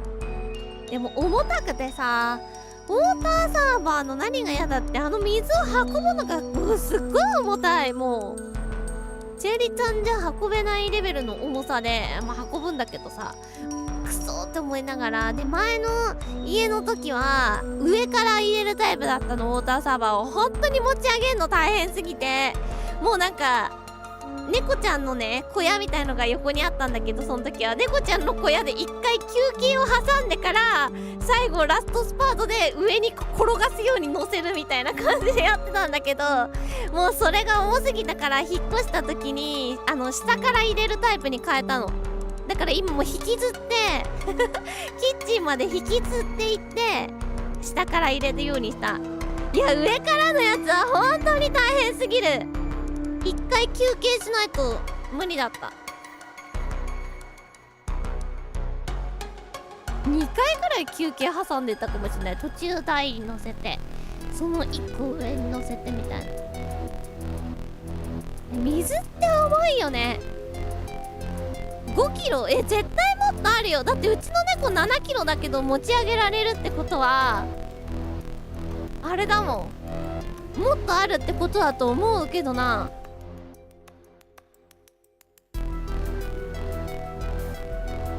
うちの猫ってもしかして重いんか。10キロ以上あるよね、やっぱり重たいもん。でも猫ちゃん重すぎるから高い高いとかできないよ多分。チェリ7キロの猫ちゃん大きい。そうなの、今ダイエットしてるんだ。でもダイエット成功してそうだよ猫ちゃん。なんか痩せた気がする。また次病院行った時に測ります。はい猫ちゃんが一番頑張ってるからはい、次続き読みますね。持ってきたよ。黒沢さん大丈夫ですか。この家に例のドッペルゲンガー出たよ。今回私も見た。恐ろしい目をしていたが、あれは私そっくりだった。なんかこの人もドッペルゲンガーに見えてきて、もう黒沢さん成り代わられた後に見えてきた。襲われたりそういうことはなかったですか。そういうことはなかった。ただ一瞬のことで可愛さの分軽く感じる。うわ、それありそう。猫ちゃん可愛さの分軽く感じるのかも。ただ一瞬のことで気がつくと、やつはさっさと家から出て行ってしまって、警察にはまあ馬鹿げた話だろ。そんなことで騒げば会社の信用に傷がつくし、とにかくあれがこの家で何をしていたのか調べてくれないか。うちには家政婦がいるんだけど、彼女も見ているからそこから話も聞けるはず。あ、ゆうやまだ話終わってないんだけど。誰こいつら。昼間から女2人も家に連れ込んで、どういうこと？彼女らは仕事できてる。これは仕事だから少し黙っててくれ。彼女か？大丈夫ですか？実は彼女に、私には身に覚えのない私からの連絡が入ったらしいんだ。私の部屋のことをいろいろと聞いてきたらしい。そのやりとりについても調べてある。とにかく調査の方よろしく。わかりました。ギャルだったね。眺める。トロフィーや盾が並べてある。いや、やっぱりこれはトロフィーとかもらえるのは努力とかのやつな気するけどな。どうね。ほら、中学剣道大会10位ってさ、まあ極論言えばさ、そんな習い事をさせてもらえない家のうんたらはとかさ、なんかそういうそんなことを言うやつが出てくるかもしれないけどさ、習い事をしてたいい先生に教わったからとかっていうやつ出てくるかもしれないけど、でも努力ではあると思うけどな、そんなの。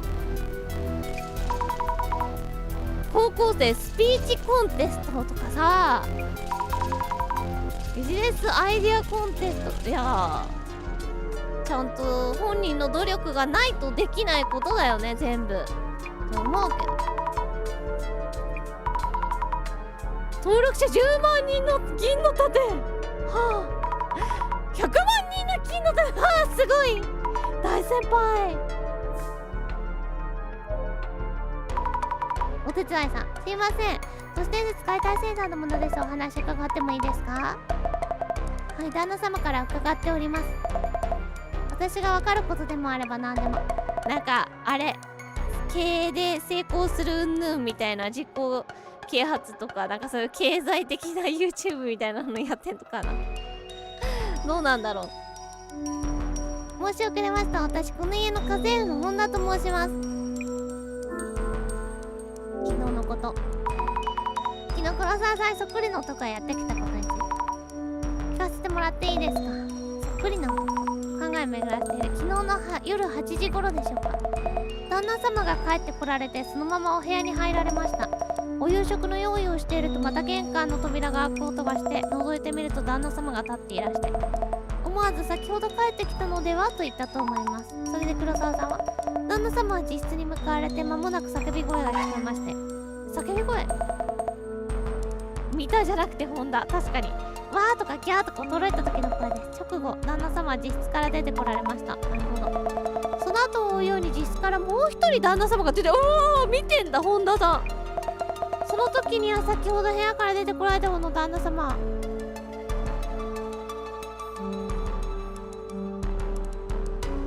パッと消えていました。本当に驚きました。やっぱり入れ替わってない？だってさ入り口からさ、立ち位置的にさ入り口からにいる方が先に出るんじゃないの？そっちが消えちゃったら本物が消えちゃって偽物が残ったみたいな感じになんない？いや、わかんないけど、部屋から走って出てきたのかもしれないけどさ、でもギャーって驚いて逃げた方が消えたみたいな風に見えたけど、どうなんでしょう、わかんないです。部屋の中の様子は、黒沢さんの部屋の中の様子わかりますか？私がお掃除などをするのは旦那様のお部屋以外になります。旦那様のお部屋にはお仕事上他人に見せてはいけないものが多いとこで、この家で家政婦として働くことになったと、ここには絶対入らないようにと伺っております。なるほど、そうだったんですね。いつからここで？本田さん、いつから黒沢さんのお家で家政婦されているんですか？結構長くされていそうですね。いつから？プレッシャーがすごい。なんでこんなに？家政婦の仕事は昔からしてますけど、ここに来たのは最近なんです。はあ、私もこの年でまだ働かないと首が回らないものです。もう少しお給金上げてもらわないとなって旦那様に聞こえたらクビにされちゃうかしら。女さっぽさは感じない。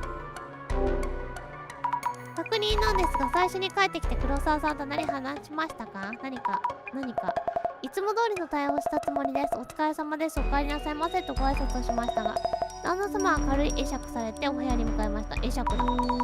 会話しなかったんですね。わかりました。ありがとうございます。一人目の黒沢さんはおそらくドッペルゲンガーで、叫び声を上げた方はドッペルゲンガーじゃない。動きは分かってきたけど、ドッペルゲンガーの目的は何なんだろう。なんだろうね。黒沢さん、なんか性格悪そう。結構前のシーンからちょっと雰囲気違うかも。パリピ時代ってこと？黒沢さん持ってるトロフィーに何か書いてある。全国大学ディベートコンテスト。うわー、ディベート強いタイプか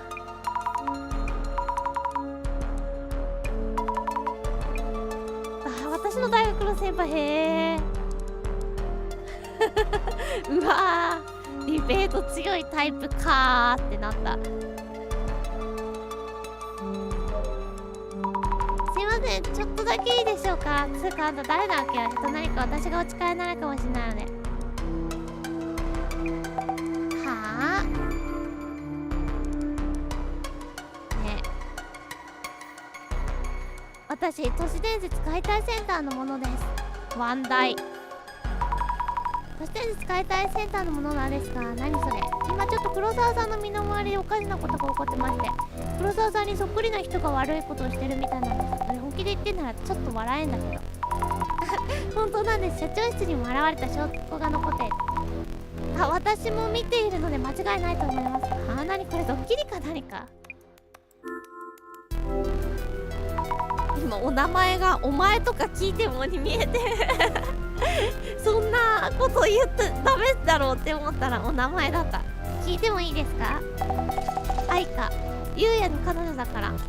つうか自宅に女呼ぶとか意味わかんない。前も連れ込んでて超口喧嘩勃発してまだ許してないんだけど。私は仕事で来ただけなので、私は無害です。無害。何無害って。あんた面白すぎ。名前なんだっけ。ギャルおもろいな。くらいはダメです。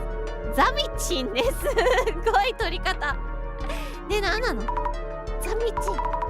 愛花さん、今黒沢さんの身の回りでおかしなことが起きてます。黒沢さんのことも心配ですし、なんか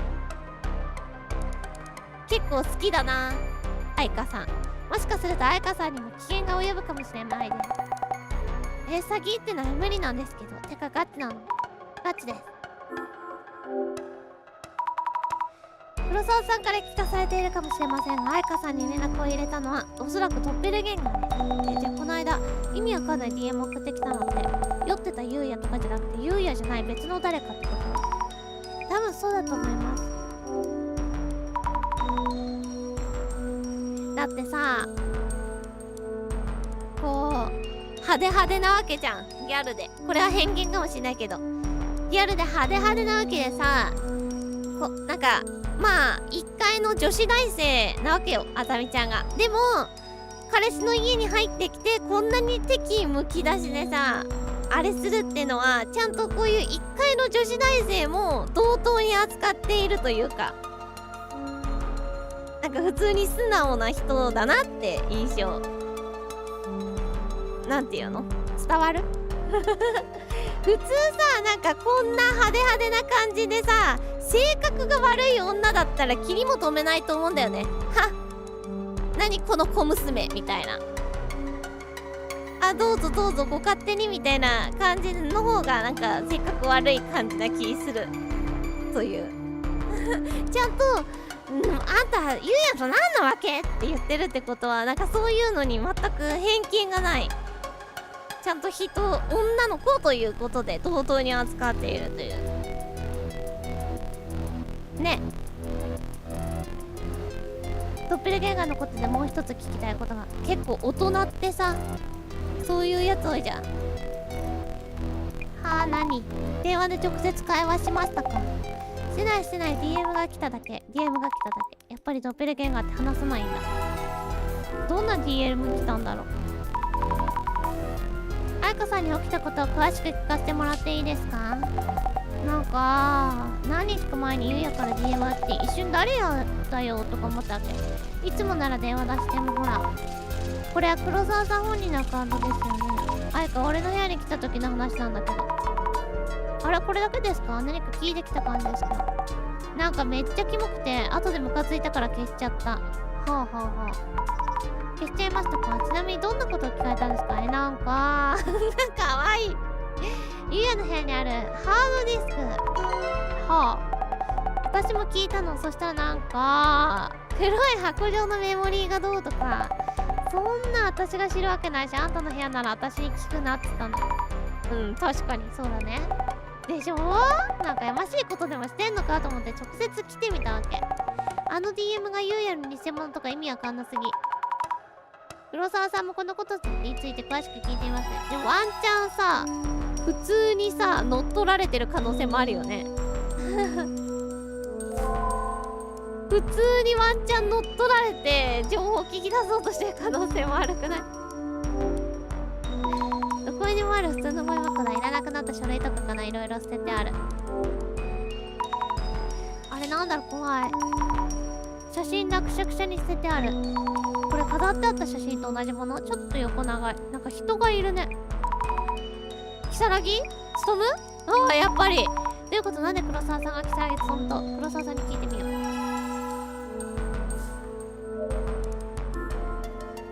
眺める。大きなパソコンだな。すごいピカピカ。これがゲーミングってやつ？ゲーミング。すっげえモニター3つ並んでる。いくらすんだろうなこのパソコン。まさかドッペルゲンガー彼女にまで接触を図ってくれた。家政婦にも話はしてあるので2人からも話を聞いてもらえるかな。飛び込み中すいません。昨日起きたことについて聞かせてもらっていいですか？はいはい。昨日自宅に帰ったら家政婦が変な顔をして、さっき帰ってきたのではなんて言ってきたんだ。その時は何を言ってるんだと思ったのですが、実質に行くとドッペルゲンガーがいた。本当に自分と同じ顔で、目の部分だけ眼球がないみたいにぽっかり開いている。はあ、あっけに取られてるうちにやつはさっさと逃げていったんです。 VTuber モニターたくさんありそう。整理はね今2枚、本当は3枚使ってた時期もあってあれすんだけど、なんか位置があんまり定まんなくて、でも2枚じゃ足りないなーって思うこともあるけど、3枚じゃ2枚変わったこと、ドッペルゲンガー見てから何か変わったことないですか？例えば頭が死ぬほど痛いとか、ドッペルゲンガー見ると死ぬというやつですか？知ってたんですか？じゃあ今のところ特に問題ないですが、そういえばうちの会社の秘書昨日会いましたよね。秘書の清本さんですよね。2枚でも足りない。でもほら景品が届くじゃろ？モニター、ちっちゃいモニター、それつけてコメント用に1個なんか傍らに置いてもいいかなって今思ってる。ちっちゃいミニモニターが届くので、楽しみ。そうなんですよ。ちょっと大会で MVG 過去 MVP をいただいてですね、小さいモニターが景品で送られるので、そのやつをちょっと傍らに置いてコメント用に丸々してもいいなーって今思ってるところです。彼女なんですが今日会社無断欠勤。あんな真面目そうなのに OG 普通やば。清本さん、会社の人間探ってもらってますとこうあればお伝えしますね。ドッペルゲンガーと会ってた。まずいじゃん。じゃあ家政婦さんもまずいよそれだと。愛花さんに送った DM の件なんてか、時差あって消えたりするの嫌だね。あれって黒沢さんじゃないですよね。違うに決まってるじゃないですか。あれはいわゆるアカウント乗っ取りですね。今はもろもろ変更して対処しました。なるほど。じゃあドッペルゲンガーが黒沢さんのアカウントを乗っ取ったということなんでしょうか。誰が犯人かわからないですが、何せ IT 企業の CEO としてはお恥ずかしい限りです。黒沢さん、如月様とお知り合いだったんですか？突然何？ゴミ箱を見てたら黒沢さんが如月と一緒に写った写真が出てきたんです。多分学生の頃の写真ですよね。そうだね、確かに学生の頃に所属していた部活の顧問は彼だった。あ、顧問なんだ。やっぱりそうなんですね。でもその話今回のアンケート関係ある。そもそもゴミ箱とか漁らないでもらえるかな。そんなこと依頼した覚えないんだけど、めっちゃ怒られた。あの写真全部処分したつもりだったんだけど。でもなんでそんな写真がゴミ箱にいる？私が聞きたいよ。昨日気づいたら置いてあったんだ。それをまさか君たちに見られるとは。置いてあった。はあはあはあ。なんでそんなことを？如月さんのことをなんだろうね。IT 企業の社長自宅にこんなサイズの金庫を置くなんて、もしドッペルゲンガー狙うとするならこれかも。バチイケな彼女。バチイケだな。黒沢さんの彼女さんで私たちより先に家にいたいた。どうして突然黒沢さんの家に押しかけてきたんだろう。偽の DM が来て会いたくなっちゃったから可愛すぎるだろ。黒沢さんのアカウント乗っ取るのすごいハッカーではないと難しそうだった。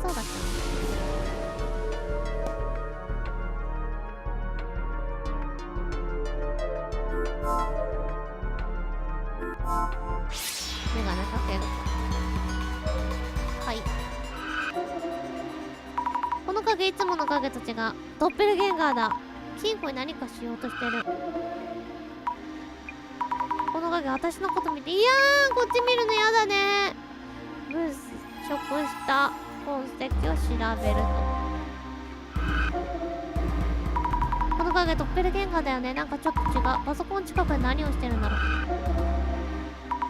ちょっと手元で何してるのか分かりづらいけど、パソコンから何かを持っていってる。パソコンの周りに何があったか確認した方がいい。なるほど、いいですね。手がかりがいっぱい。玄関にはいないのかな。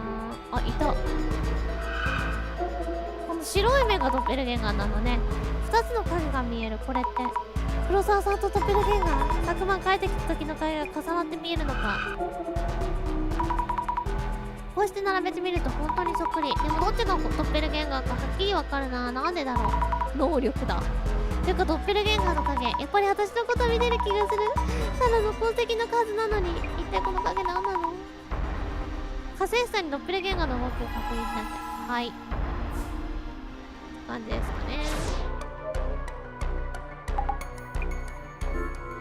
どう思いますか？黒沢がドッペルに会っちゃったね。でも変に落ち着いてるじゃん。なんか怪しいんだよ。やっぱそうだよね。なんか怪しいよね。もっと取り乱してもおかしくないよね。調査の方なんですけど、もう大体わかるでしょ。へへ。目撃者に聞き込みとその裏付け、ドッペルゲンガー行動と裏付け頼むよ。ちょっとお話いいですか？その話は最初に帰ってきた黒沢さんって何か変わったところとかあってなかったですか？気になった。まさか最初に帰ってきた旦那様がその別人だなんて。見る限りは間違いなく旦那様だったと思います。そうですか、ありがとうございます。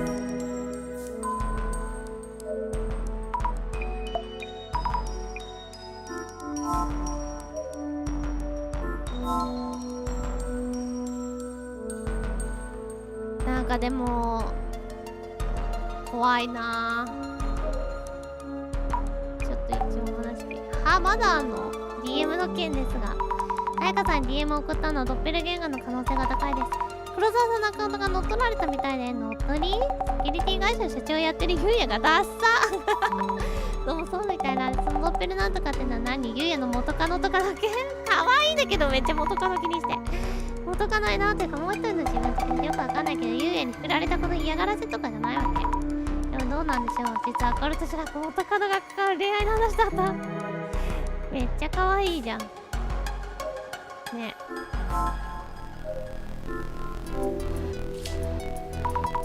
ドッペルゲンガーこの辺を触ってて USB ケーブルがぶら下がってる。先端には何もつながってない。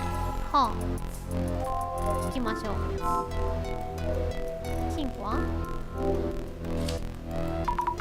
金庫を見てたけど金庫から何も取られてないのかな。何か持ってなかったか家政婦の。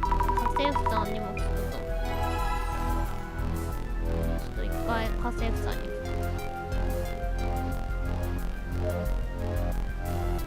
すいませんね、毎回すいません。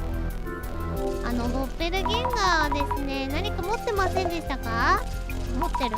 札束とか高そうな宝石とか、そのようなものは何も持っていなかったはずですが、やっぱり旦那様のお部屋にはそういったものがあるんですか？いや、どうなんでしょう。でもそうでもなければ大きな金庫なんか置かないですよね。あれ、こいつ入ったことないとか言ってたのに。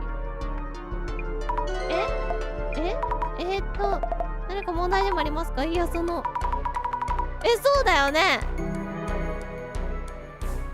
怪しい。入ってんな。こいつなんか狙ってんな。会った人のことをまとめておこう。黒沢さんの家で働く家政婦さん。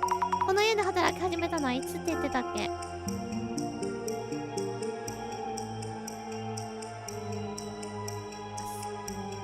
この家は最近だったっけ？数年前。そうだよね。この家は最近らしい。黒沢さん結構人使いが荒いのかな。本田怪しいな。ちょっといいですか？金庫について。家の中のものを捉えたりしてませんか？金庫の中とか大丈夫ですかね？ちゃんと調べてはいないですけど可能性ありますね。金庫大きくて目立つので確認しておいた方がいいと思いますよ。そうですね。ちょっと取り込んでるので金庫の中確認してもらっていいですか？いいの？契約書や時計、あとは金などが入っていれば問題なので。金庫の番号は5666です。そんなセキュリティやばいな。金って高くなってるんでしょ？5666てかそんな開いた。私が見てわかるのは契約書に時計。金の延べ棒すげえ。盗まれてるものはないってことかな。これ金取られるぞ。ちょっと考えてみようかな。社長室にやられたドッペルゲンガー、今度は黒沢さんの部屋に入っていったみたいだけど、待ち伏せでもしたかったのかな。 USB ケーブルにつながっていたものは確かに黒沢さんと9630で黒沢すごい。黒沢さんと遭遇しましたが、待ち伏せするなら玄関でもどこでもよかったように思います。黒沢さんの部屋に何か用があった。金目のものに手はつけてない。彩香さんに家も送っていたようだし、ドッペルゲンガーの目的って何だろう。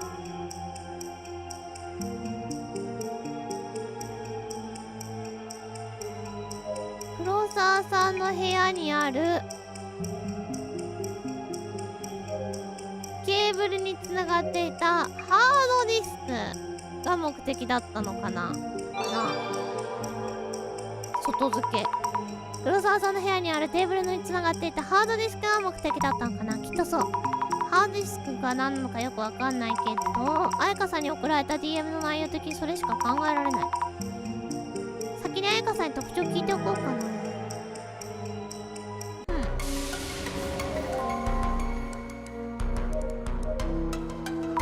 ちょっといいですか？彩香さんハードディスクのことなんですけど、だから知らないって言ってんじゃん。そうですよね。どんな形のものか特徴知りたくて。パソコンの近くに置いてあってケーブルでつながっているお弁当箱くらいの。なんか5みたいなステッカー貼ってあった黒い箱。5わかんないですけど、多分それかもしれないです。それなら黒沢さんに分かってもらえそう。確認しなきゃ。ちなみに黒沢さんの元カノにハードディスクとか詳しい人いますか？知らんし。ですよね。詳しい人いたらおもろいの。ちょっといいですか？黒沢さん、5というステッカーが貼り付けられているハードディスクってわかりますか？何？ものすごく驚いてる。それが何か。ドッペルゲンガーの目的がどうもそのハードディスクみたいです。ちなみにハードディスクって何でしょう？ HDD って何でしょう？黒沢さん、HDD というのは記録媒体です。写真や音楽、動画など多くの情報をその中に保存することができるものです。じゃあその中にドッペルゲンガーが欲しがる何かが記録されているかもしれないです。それが盗まれたんですよ。それって都市伝説解体センターの方で取り返してもらうことできる？それはちょっと今の時点ではわからないですけど、最悪 HD に破壊でもいい。中にあるものを世間に出さないようにしてもらいたい。破壊はそのお約束できないです。いやむずいよね。どこに消えちゃったのかわかんないし、だって消えちゃったんでしょ。何が入ってたんだろう。何隠してんだろう。何を見られたくないんだよ。何知られたくないのかわかんないんだよな。黒沢さん、なんか画面暗いままになっちゃった。あ、ここに来たドッペルさん、内容分かった。ドッペルゲンガーが黒沢さんのパソコンから HDD 盗んだみたいなんです。金の延べ棒とか高価なものには手をつけずハードディスク見つけたら壊してくれって言われてるんですけど、そういうのは後からクレームがめんどくさいからやらんでいい。ハードディスクが狙いなのか、中に何が入ってるんだろう。それと秘書の清本さん、無断欠勤して連絡が取れていないなんてまさか他人のドッペルゲーガーでも会うと死ぬ。とりあえず会社の人に探してもらってるみたいなんですが、ハードディスク見られたくないの？みんなそんな見られたくないの？まあでもそうだよね。なんか個人情報的なあれで嫌だな。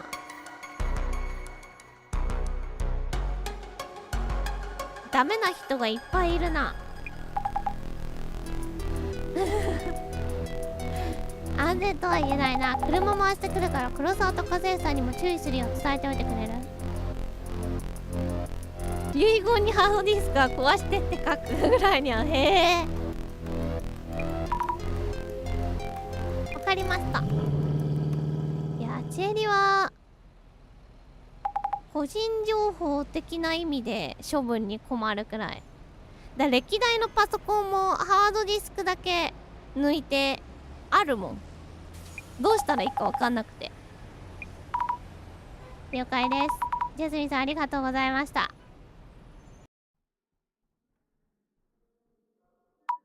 はあ、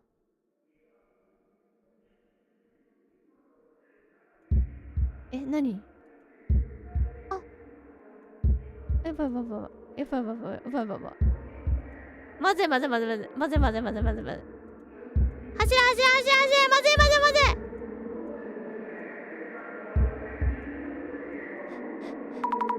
何ここ真っ暗なのにすごくうるさい。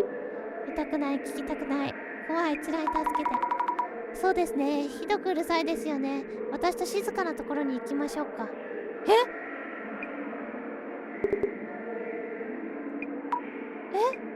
あざみさん。はあ、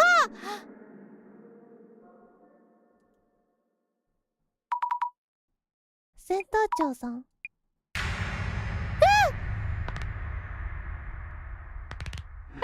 怖っ、怖かわ。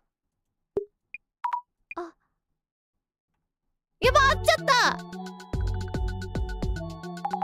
あざみ聞いてんの？いやー、また寝てたか。いやちょっとびっくりして、人と話してる途中で寝るなっつうの。黒沢から面倒な連絡入ったんだから、しっかり対策考えとかないと。夢なんだ、夢か。ごめんなさい、なんか変な夢見ちゃって。その確かドッペルゲンガーが社長室侵入の前にも出現していたって話ですよね。ドッペルが出たのは1週間前。U テック本社のサーバー室。ここまでサーバー室、社長室、自宅の3階現れたのか。なかなか行動力ある回だ。センター長さんまだ連絡ないです。本当に大丈夫なんでしょうか？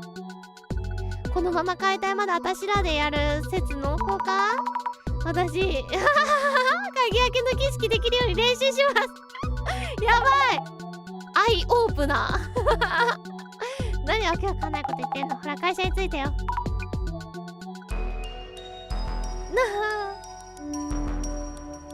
あ、熱海できるかな。黒沢さん、1週間前にもドッペルゲンガーが出演していたって。ドッペルゲンガーがこの部屋に現れていたそうなんです。はい、オープナーシュバババーン。ここは顧客の大事なデータを預かっているサーバー室です。基本部外者は入れません。気になっているのはなぜここを狙って侵入したのかです。2度も会社内に払われたとなると、弊社に対する敵対的意図があるようとも捉えられます。ここに現れた目的は何なのか明確にできればと分かりました。ところでうちの部屋から盗まれた HDD はそちらで探してもらってるんですよね。そっちの調査の進捗報告も先にしてもらいたいんですけど。いや、私たちは都市伝説の調査が基本で、盗まれたものを探すとかそういうことは。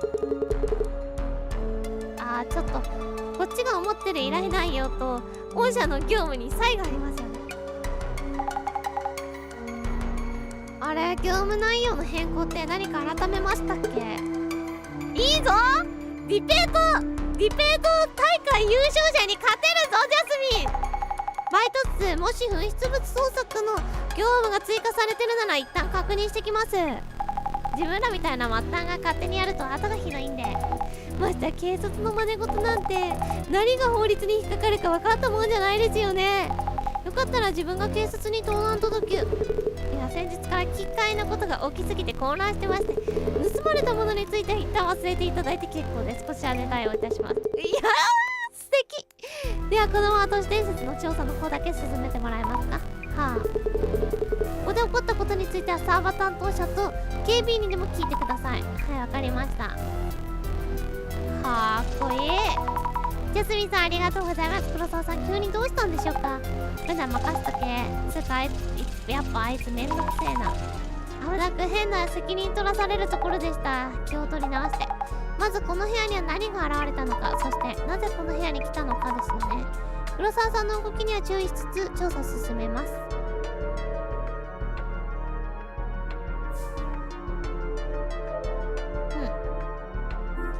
眺める。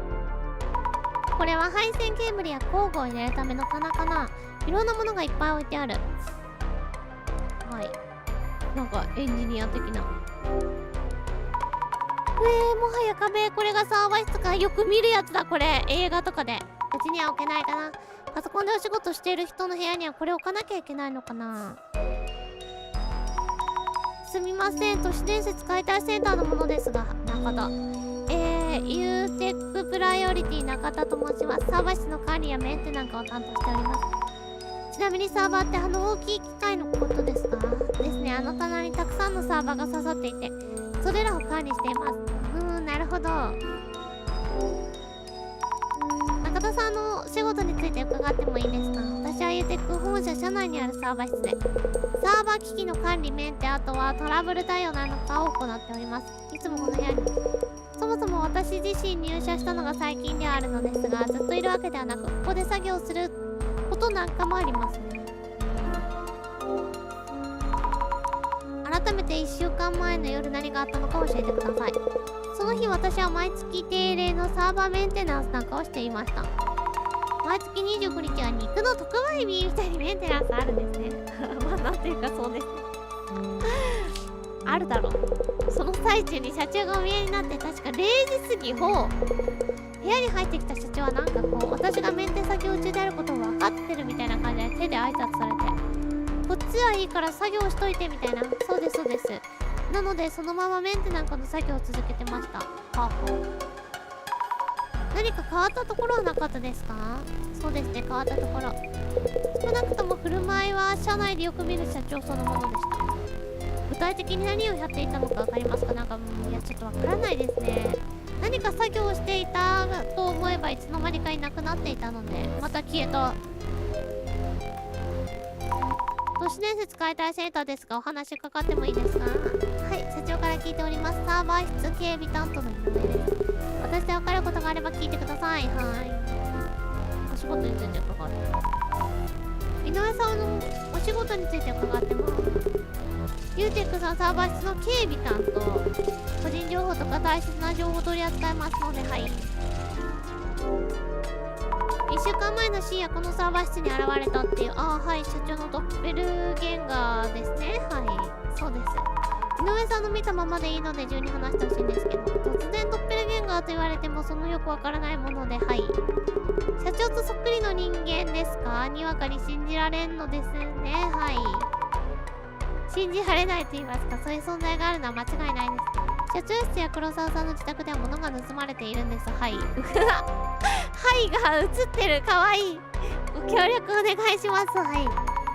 これ以上何か起きないようにするためにはもうご協力をお願いしたいです。はい。あ、なるほど。はい、わかりましたよ。あれは1週間前の深夜0時過ぎた頃ですか？社長が突然やってこられましてね。普段からそういった時間帯に黒沢さん来られるんですか？いえ、そもそも社長がサーバー室に来ること自体がめったにありませんね。その時は確かサーバー担当の中田さんもいましたね。はい。そうなんですね。で、その黒沢さんは何？サーバー室に入って中で何かやっておられる様子でしたが、私はそこは見ていませんね。はい。そうなんですね。わかりました。はい。眺める。サーバーってこの大きいのがサーバー？サーバーガラス扉がついてる影とかないんだ。なんかやってそうだよ。黒沢さんにそっくりだけどドッペルゲンガー何かしてるみたい。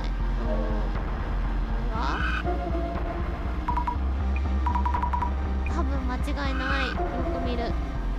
自分の会社みたいに堂々と立ってる。警備員さんもこのドッペルゲンガーを見てるってことだよね。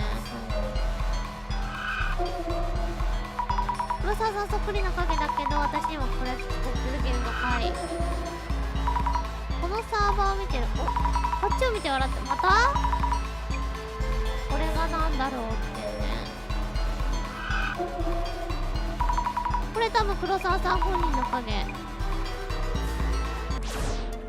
はい。調べる。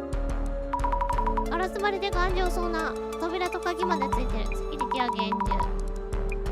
中に何が入ってるんだろう。サーバー担当者の人に聞いてみよう。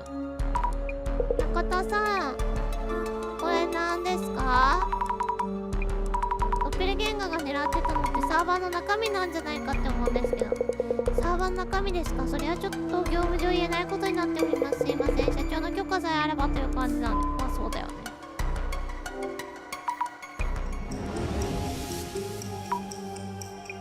中田さん、野球券どういうこと？肉の特売サーバーメンテナンス。なんで野球券？毎月恒例のサーバーメンテナンスをしてたんだよね。ドッペルゲンガーがその日に来たのは偶然？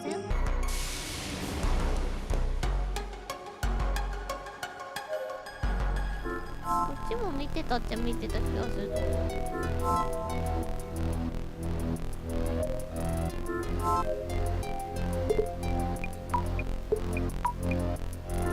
いっぱいあるわ。一旦全部聞くか。今回の件ってすいません。今回の件詳しく聞かせてほしいんですけど、1週間前の深夜ドッペルゲンガーが出たけど特に被害はなかったらしい。詳しくはサーバー担当とこの部屋の警備員に聞いてもらえるかな。私はその時別件で社外にいてここの状況は知らない。12時に何か思い出されたんですか？君ってその特殊な能力あるよね。今朝このサーバー室に来た時に万年筆をなくしたみたい。あ、ここで探してたやつだ。万年筆、君そういうの探すの得意なんだよね。まあ実はその万年筆すごく大事にしてるものなんだけど、探してもらえないかな。父からもらったものなんだ。お父様からそれはなくしたくないですよね。わかりました。清本さんのこと気になってて音信不通だって言ってましたよね。清本、あ、秘書の、そうだ言ってなかったよね。やっぱりあれ以降連絡が取れなくて、ローム部の人間に清本の自宅まで見に行かしたんだけど行方不明っていうのかな。うわ社長秘書の仕事って体力的にきつい部分もあったのかなって思うけど、いきなり連絡もなく飛ぶなんて。人のドッペルゲンガーでもあった人たちね。困るね、そんなの。困るんだけど無差別すぎないどうしてやだな。さすがにそれはないでしょ。私も一昨日の夜会いましたけど何も起きてないじゃないですか。でもそういえば今朝うちの家政婦が時差あるんだ。連絡もなしに休んだので、家政婦の女さん大丈夫ですか？役所の清本さんだけじゃなくて家政婦の本田さんまで次々美味しい普通になるのはおかしいですよ。こういう無責任な人間は少なくないんだよ。まあ連絡なしに飛ぶやつっていうのは確かにたくさんいるが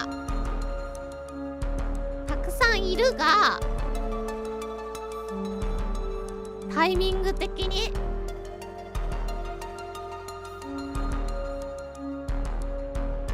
みたいなのはありそう。私はどうなんですか。それはそのノペルゲンが伝承なんて気にしないでいいと思いますけどね。ははは。それが気になってうちに依頼したわけじゃないってこと。なくし物だけ気になってるよね、もはやね。サーバーの中身なんですけど、あれって何のデータが入ってるんでしょう。ドッペルゲンガーが狙ってるのってその情報じゃないですかね。中田さんもドッペルゲンガーがサーバーを触っていたと言ってました。なるほど、詳しいことはサーバー担当に聞いてください。私が許可したと伝えれば大丈夫なので。まあドッペルゲンガーの狙いがサーバーの中身だとしても中のデータは暗号化されていますから。ただ気になるのはサーバー担当がそれ今まで黙っていたことです。どうしてですか。サーバーの実作業はそれを担う部門に一任してますので、私が直接操作するなど普通はないことです。なるほど、わかった。まあでも社長がなんかしてたら別に何も言えなくない？社長何やってるんですかそこで。触る必要ないですよ社長はとか言えなくない？中田さん何でしょう。話してきました。サウ仲間について聞いてもいいと黒沢さんから許可をもらいましたね。いじっててもなんかやることあるんだなーとしか思わないよね。なんか気になどうしましたくらいはまあ確かに一言くらいは書けるかもしれない。確かにね。ドッペルゲンガーの報告がなかったことで中田さん不審がってるみたいです。でもさ社長それを社長に報告はしないよね。メンテナンスのしてた時に社長が来ましたっていう事実を社長に報告はでもしないからむずいね。正直確かにあの日社長の振る舞いちょっと変だと思いました。何をやってるんですかと聞いても返事なくて、それは聞いたんだ。まあ聞くよね普通ね。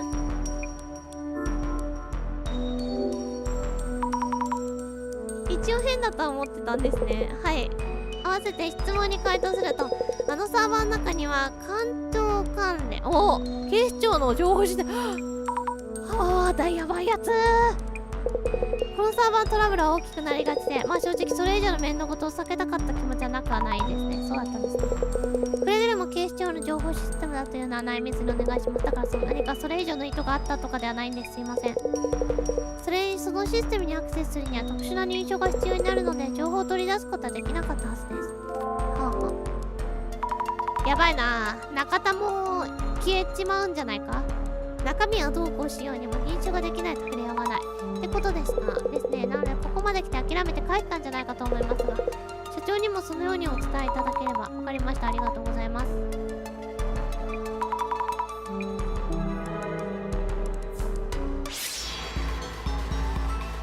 奥のやつも見てみる。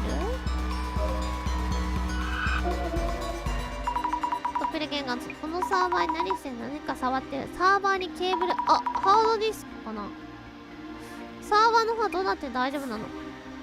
抜いてる情報。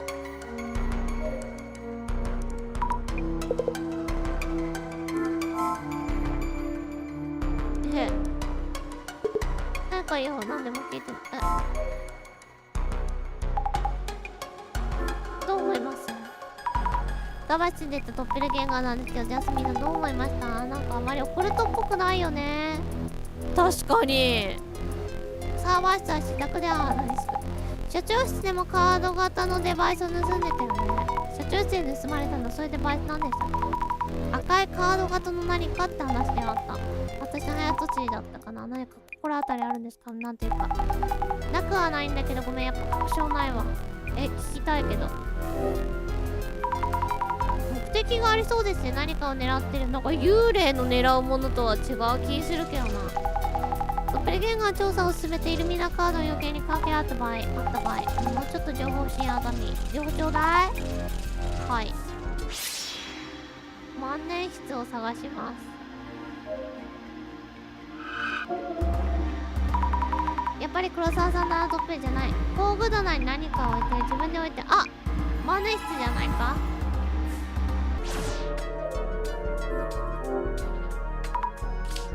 あった、マネ室だ。なんでこんなところに置くんだろう。何かよ、何でも聞いてね。隠してるみたいなよくわかんない。侵入者の目的のことも気になるところですが、マネ室見つけました。ちょうどここの工具棚にありました。おお、身の能力本物なんだね。おっと、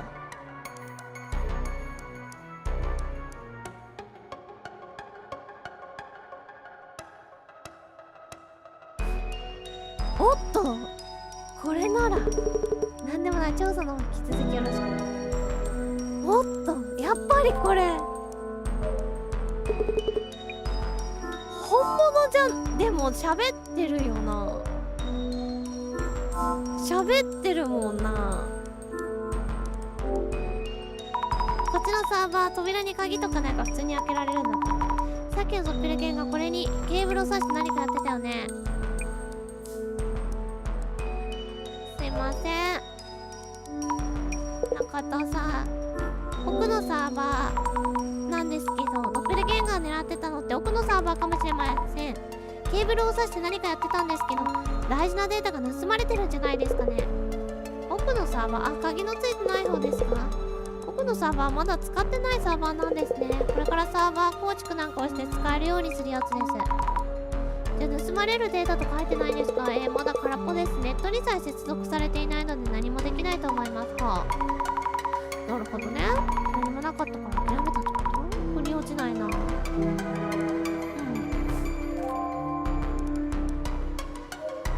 なんか怪しいね。黒沢、あいつなんかまあいいや。私も目光らせておくから。なんかやっぱ怪しいよね。いろいろ分かったんですけど、いろいろ分からなくてどういうこと。サーバー室にやってきたドッペルゲンガーなんですけど、どうやら今回は何も取らずに逃げたみたいなんです。でもこのサーバー室にはいかにも狙われそうなサーバーがあるんです。実はなんでか覚えない。サーバーの中身、警察庁の情報システムみたいです。警察庁？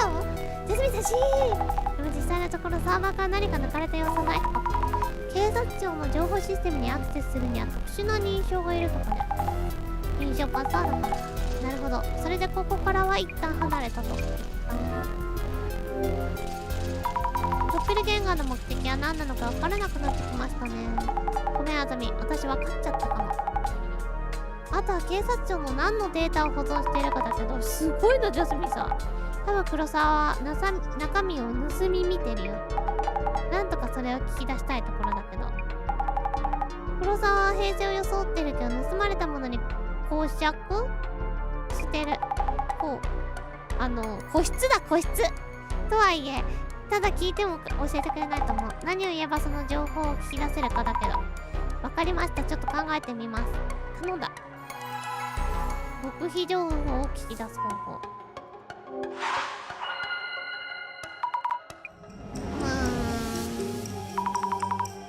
この会社サーバーに保存されている警視庁の情報。ジャスミンさんによれば黒沢さんは中身を盗み見ているはずだけど、それを聞き出すのって難しいことだと思うんです。黒沢さんこれまでいろいろな情報を隠していました。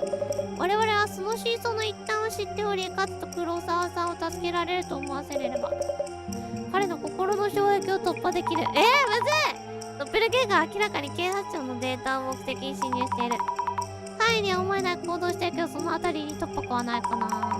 黒沢さんを揺さぶるために言うこと。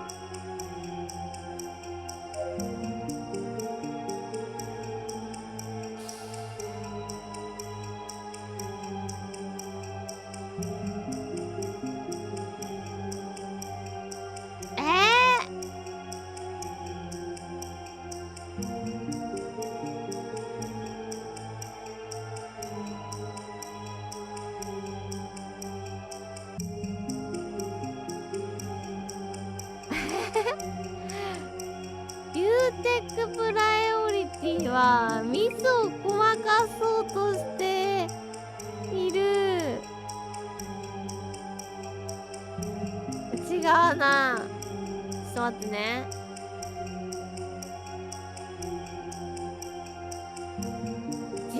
ーかも。黒沢さん全然わかんない。なんて言ったら揺さぶれるんだろう。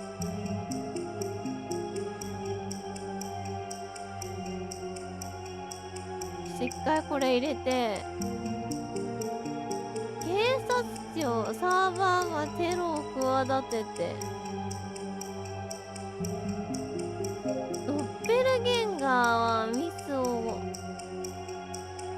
なんかコメントを書いてあんのやだな。やばい、これで行きたくなくなってしまう自分がいるんだけど、そんな書かれると部下のせいにしようとしている。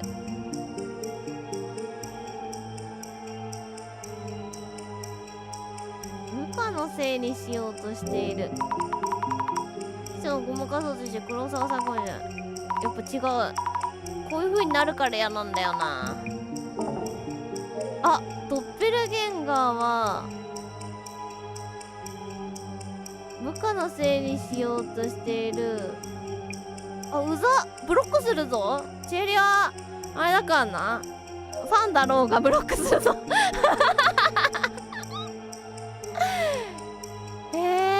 ドッペルゲンガー黒沢さんかも。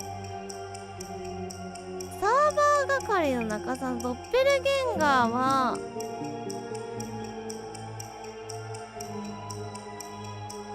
テロを企てているサーバー係の中田さんかもしれないって言ったらあれするかな。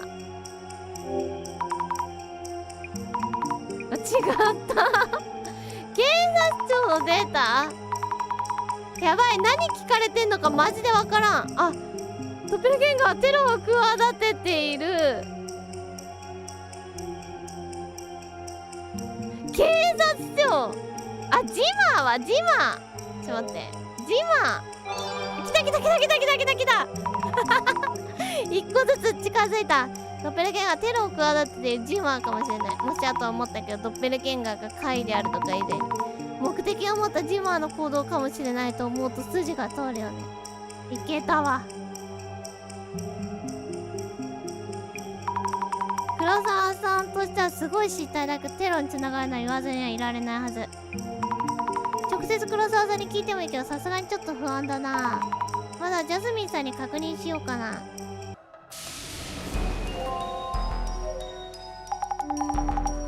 黒沢、あいつなんかまあいいや、私を目光らせておくで、ドッペルゲンガーの正体、もしかしてこれまで私たちがドッペルゲンガーだと思わせてたんて、そう見せかけてるだけのジマーってことですか？やっぱアザミンもそう思う。普通にいる的な。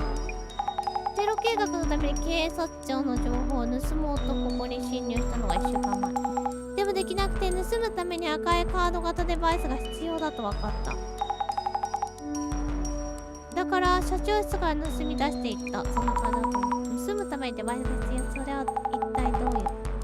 一旦私を信じてハサミ。黒沢はもうちょっと揺さぶってくれない？口こもるようならデバイスの話をふっかけたら絶対話す。分かった。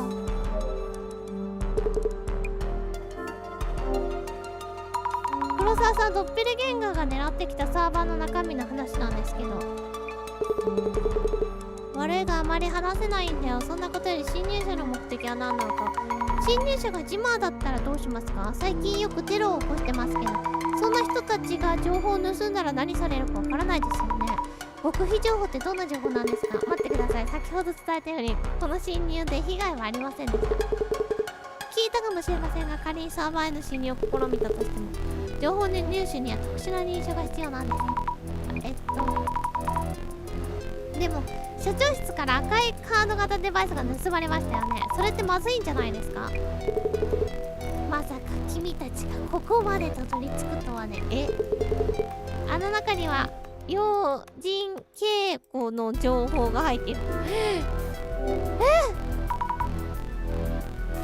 要人警護、国内の政治家有力者だけでなく海外から来賓された要人、それらの警備警護に関わる情報です。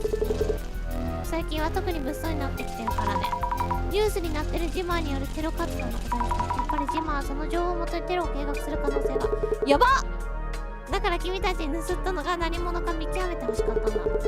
でも参ったね。私は君たちを見くびっていたようだよ。なんだかすごく鋭い指摘をしたみたいになってる。とにかくジャスミンさんに報告しよう。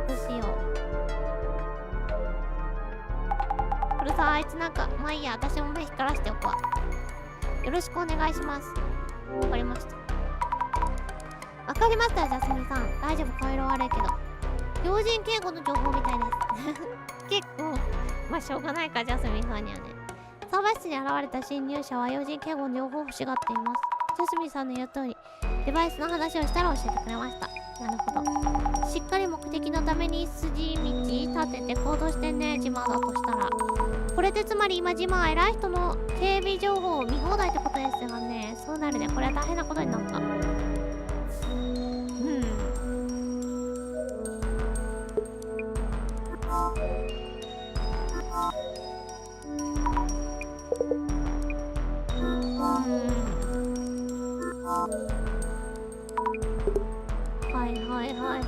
社長に変わったところは普段の社長と全く変わらないもんね。わかんない。いたと思ったらパッと消えちゃった。出たわ。トッペルゲンが後追ってるんだよ。よいしょ。はい、井上さん0時。深夜じゃないの？そうだよね。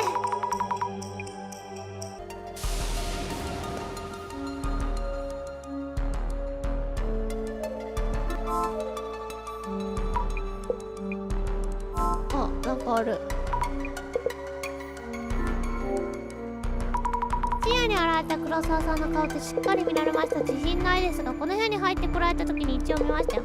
なんか普通にその社長だったと思います。いや、そうだよね。普通にね。はい。いつもなら電話がかかってくるんだけど、センター長さん。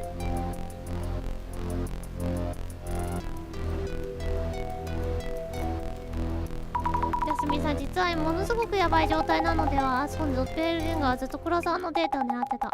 で、そのサーバーに入ったのは警察庁の要人警護に関する情報。やっぱりジマーのテロのためなんでしょうか。警察にとってもやばいけど、これを知ってしまった私たちもまずいな。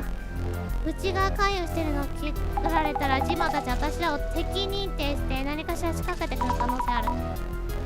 こんな私たちは別にジマーさんたち何もする計画をしただけでも狙われる理由には十分でしょう。まずい。センター長、どうしてしまったの？大丈夫ですかね、センター長さん。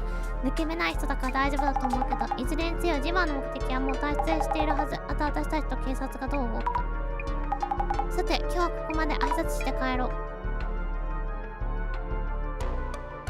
あれが盗まれたことは誤算だった。そして赤いデバイスのこと。しかしあいつの能力使えるな。なんか悪そう。センター長さんいない。寂しい。センター長さん、本当に大丈夫かな。ジャスミンさんの言う通りだったとして、どこで何を調べてるんだろう。ここに本が積まれている調べ物の途中だったのかな。猿でもわかるオカルト理由。宇宙人はさらい方が9割。如月勉の死後の世界。オカルトが面白いほどわかる本。如月勉版死者の書。これ全部如月勉の本だ。はあ、本の間に何か。センター長さんの調査メモかな。サーバー室、社長室、黒沢自宅。最後は黒沢、なんだそれ、双子？ドッペルゲンガーの動きかな。千里眼で見てたってことって。もうそんな時間？もう時間。ジャスミンさんのところに行かなきゃ。誰だ？ゆうやじゃないやついる。黒沢の。センター長から連絡ありません。調査メモはありました。しっかり千里眼でも見てるのかいなら少しは条件。ああ、お父さんか。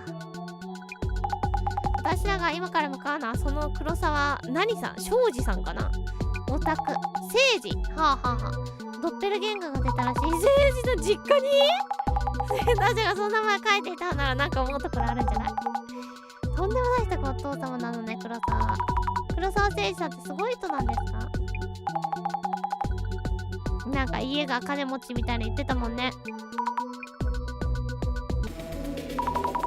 黒沢誠治さんについて調べます。黒沢5点はドッペルゲンガーやジマーが狙うような何か。さあ、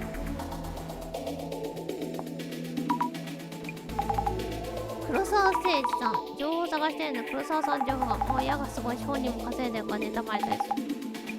黒沢局長の息子ってユーティックプライオリティ黒沢優也ってマジ？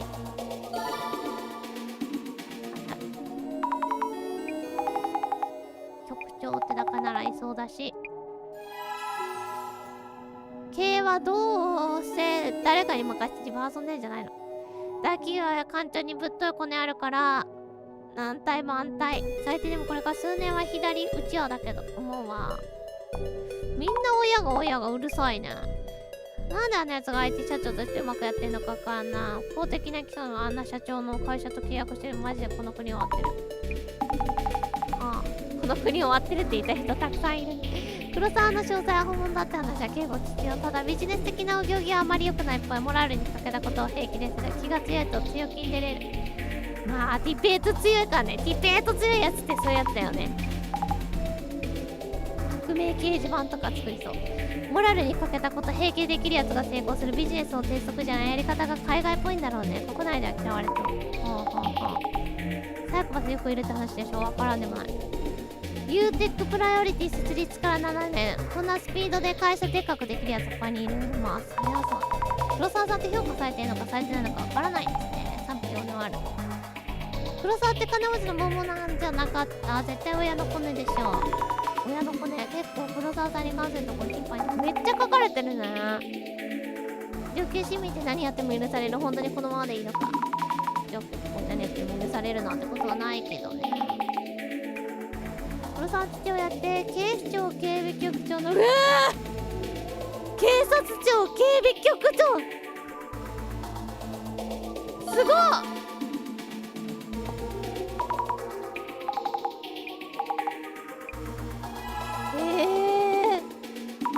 どれくらい偉い？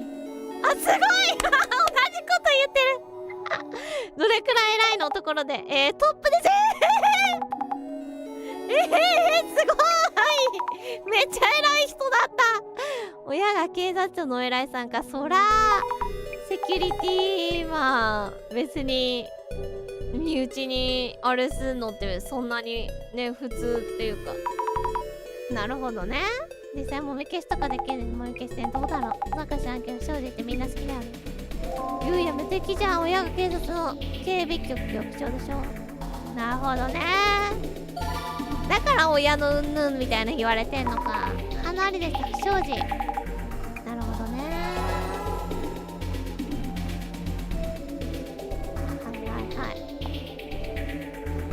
局長不祥事はあった。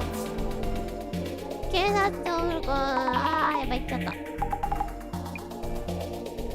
黒沢誠治って特に大きな不祥事もなく今のチームに上り詰めたんやろ。さすがキャリア組。ノンキャリ組が汗水垂らして市民を守ってるのにキャリア組は安全な場所に行動と記者会見もうすごいな。キャリア組はエリートじゃない。現場叩き上げの人ら。キャリア組か。刑事ドラマでしか知らないけど実際にいるんだな。ところで警視庁警備局局長って実際何やってる人なの？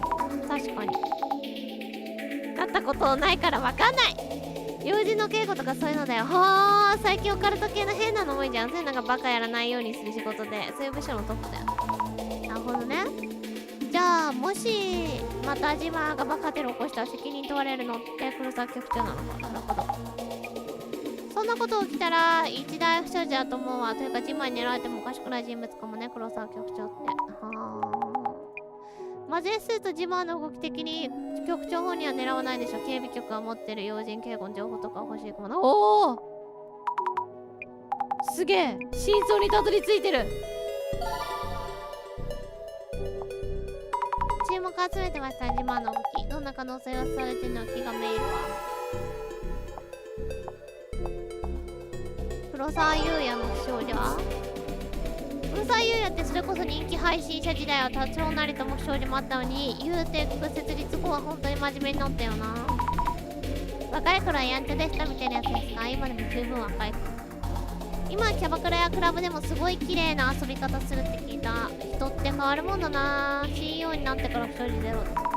まあまあまあまあ、無茶な飲み方して暴れたりとかしないってことかな。ビューティーとは真逆でもない。どうせもみ消してるんじゃないの？親父さんが警察の偉いさんなら簡単でしょ。いやー、簡単なことではないね。つうか、ゆうやって基本バレないように悪いことすることがうまいんだよ。お前誰だ？友達か？なんで知ってんでしょうね、この人。黒沢は地下で知ってる人、まあ信用できないな。人気配信者時代も他のやつに比べて黒沢ゆうやだけはスキャンダルとか少なかった気がする。まあでもうまくやりそうなタイプであるかも。でも実際会ったことある飲食店の店員さんとかからめっちゃ印象良かったって。じゃあいいんじゃないの？いい評判もあるんですね。そらそういう一瞬を切り取ればよくも悪くもできる。黒沢はどこのタワマンに住んでるのか知らないから偽の警察官にとつられてほしいよ。なんでよ。タワマン住まいじゃなかったですよね。イメージのみにも程がある。偽の警察官も都市伝説だな。確か女性の家に現れる話。あれね、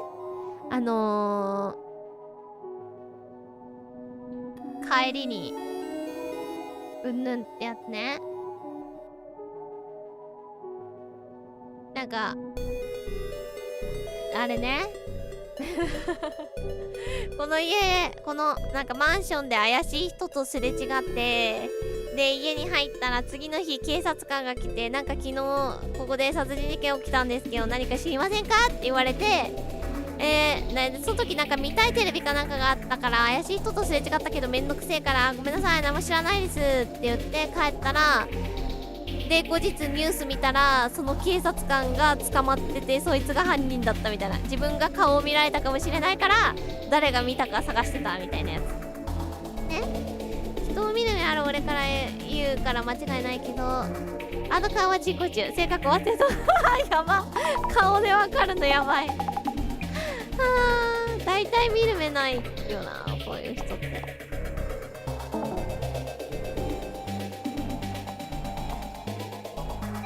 いけんだこれで。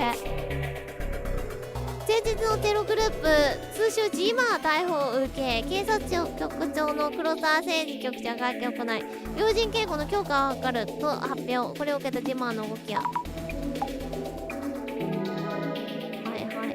ジマー怖い宮からオカルト関連やばいやつばっかだよね。如月なんとか都市伝説解体センター、あ、やば、うちのことは載ってるやん。要人警護ね、結局いつの時代も守られるのは上級国民。みんな上級国民、上級国民言うな。すごい、なんかどうしたん？もし都内で爆破テロが起きたとしても政治家は地下シェルターに逃げ遅れる。みんなすごいじゃん。地下シェルター、この間の地下施設みたいなことですかね。地下シェルター都市伝説でしょ。今回ジマーのような過激派なんとか無形特殊なんとかがなんとかなんとかあんたらなわけないだろ。オカルト脳の人間って理由つけて何かしら絶対にしでかすから、都市伝説変えたらセーター恐れるねえ。なんでそんなこと言うの？勝ったつもりになりたいやつっているのよ。俺は都市伝説なんでさっきから解体センターがテロを誘発してる可能性あるとずっと思ってて、やばいこと言ってるのってなんでそんなこと言うの？アンチすごいんだけど、崩壊と審判を我々が生き延びれるかどうかはこの黒沢誠二局長次第だよ。崩壊と審判だ。崩壊を防げるのは黒沢さんのお父さんだけ。黒沢パパより私らのがまだ生きたんだ。ノストラダムスの大予言も結局当たらなかったから、オカルトシーンで爆破テロも起きるとは思えんけどな。とはいえ警察に頑張ってもらうしかないな。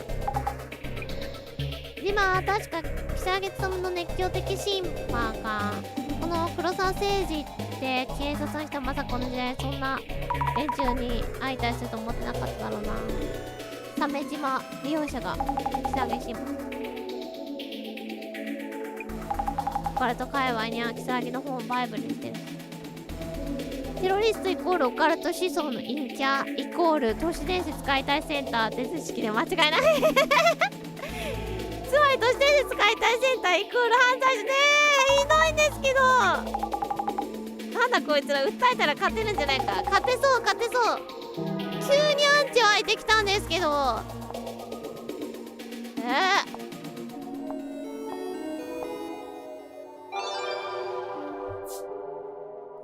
警視庁の警備局黒沢政治局長といえばキャリア組のエリートとして有名なんだってさ。でまさか黒沢優の親とは思わなかったわ。天下の国家公務員。ちょっと待って読むだけ。ユーテクプライオリティのこれっておじさんである黒沢誠治のコネってこと。政治家がよくやる親族企業へ公金横流しで。まあマジで言うけど黒沢政治局長が警視庁関連の案件を息子の会社めっちゃあれだね。警察庁関連の案件とかまで分かってんだね。発注性証拠を見つけた。これを見よう。これだって普通に利益相反なんだ。とはいえ政治家とか権力者ってこういうの絶対うまくやってるな。なんかあるよねそういうの。こうやって支配者層の身内でお金を回す一般にはほとんど回ってこない。そんな構造は何年続いている。ひっくり返すのは今。親父の黒沢からすれば年いってからできた一人息子なんでしょ。先生が会社作ったって言ったら多少悪いことをしてでも全力で応援する。親族企業への発注って世間的には悪いことになってるけど、お前らもその権限あったら絶対やるだろ。悪いの？そういう利権を扱ってる連中が上にいるからこの国は良くないんだ。まあ警察とかまで行くと悪いかもしれないけど、普通にやるのも悪いのかな。どうしてセンターにアンチが何があったんでしょうか。世間がジマーのテロに現実味を感じ始めたってことなのかもね。それでどうしてこんなにひどいこと。民間ならそうでもない公的機関だからってことか。民間はいいの？でもチアリもね、なんかね会社にあれされたことあるよ。身内内での発注みたいな、なんかそういうのはなんか基本 NG なんだよね、うちのやつって。だから敵が身近で明確な方。そう、金銭があれする。例えばお金払ってミックスをめめめにしてもらうとか、なんかそういうの NG なんだよな。でもそれはまたトラブル回避的な問題なんかな。だから悪者が誰なのか決めつける。良くない習性ってやつよね。あんまり気にしすぎないことよ。良くない習性か。黒沢さんのお父さんって警察の偉い人なんですね。トラブル回避。いやそうだよね。まさか黒沢誠治局長の息子だとは。ジャスミンさん、黒沢誠治さんを知ってるんですか？なんかテレビ出てたじゃん。有名だよ。投稿者がよく言う上級国民って、父親は警察上層部、息子は IT 企業 CEO。こういうやつらは甘い汁を捨てるに違いないって過剰反応する人がいる。鮫島の管理人はイルミナカードでそれをなんて躍動陽動してるってことなんですかね。なんでそんなことしようとしてんのかね。賛同者集めてテロを起こしたんだっけ。テロの後に理想の世界になるかな。ドッペルゲンガーくらい謎ですね。決着をつけましょう。先導ありがとう。あざみ伝え忘れがあった。サーバー室にいた2人いなくみんないなくなっちゃった。あだだだだ。黒沢から連絡もらった時に言われたの。黒沢無断欠勤だって言って。なんでそんなみんなそんな身近で急にいなくなるなんておかしいって。このワードとまずいな。とりあえず私の知り合いのつてでを探してもらっている。私らも十分気をつけていこう。まずいまずいまずい。あ、黒沢さんお待たせいたし。あ、喋らない。喋った。私も今喋った。今回の調査について悪いが車を裏に回してくれないか。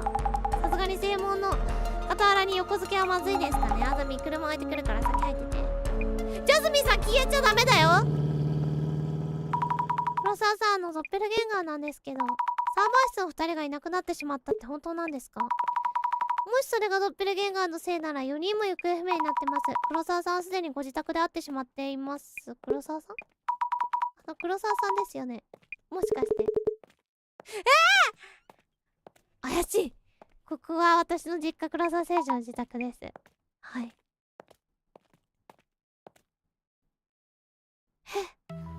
失礼します。私、都市伝説解体センターの者です。倉谷あざみと言います。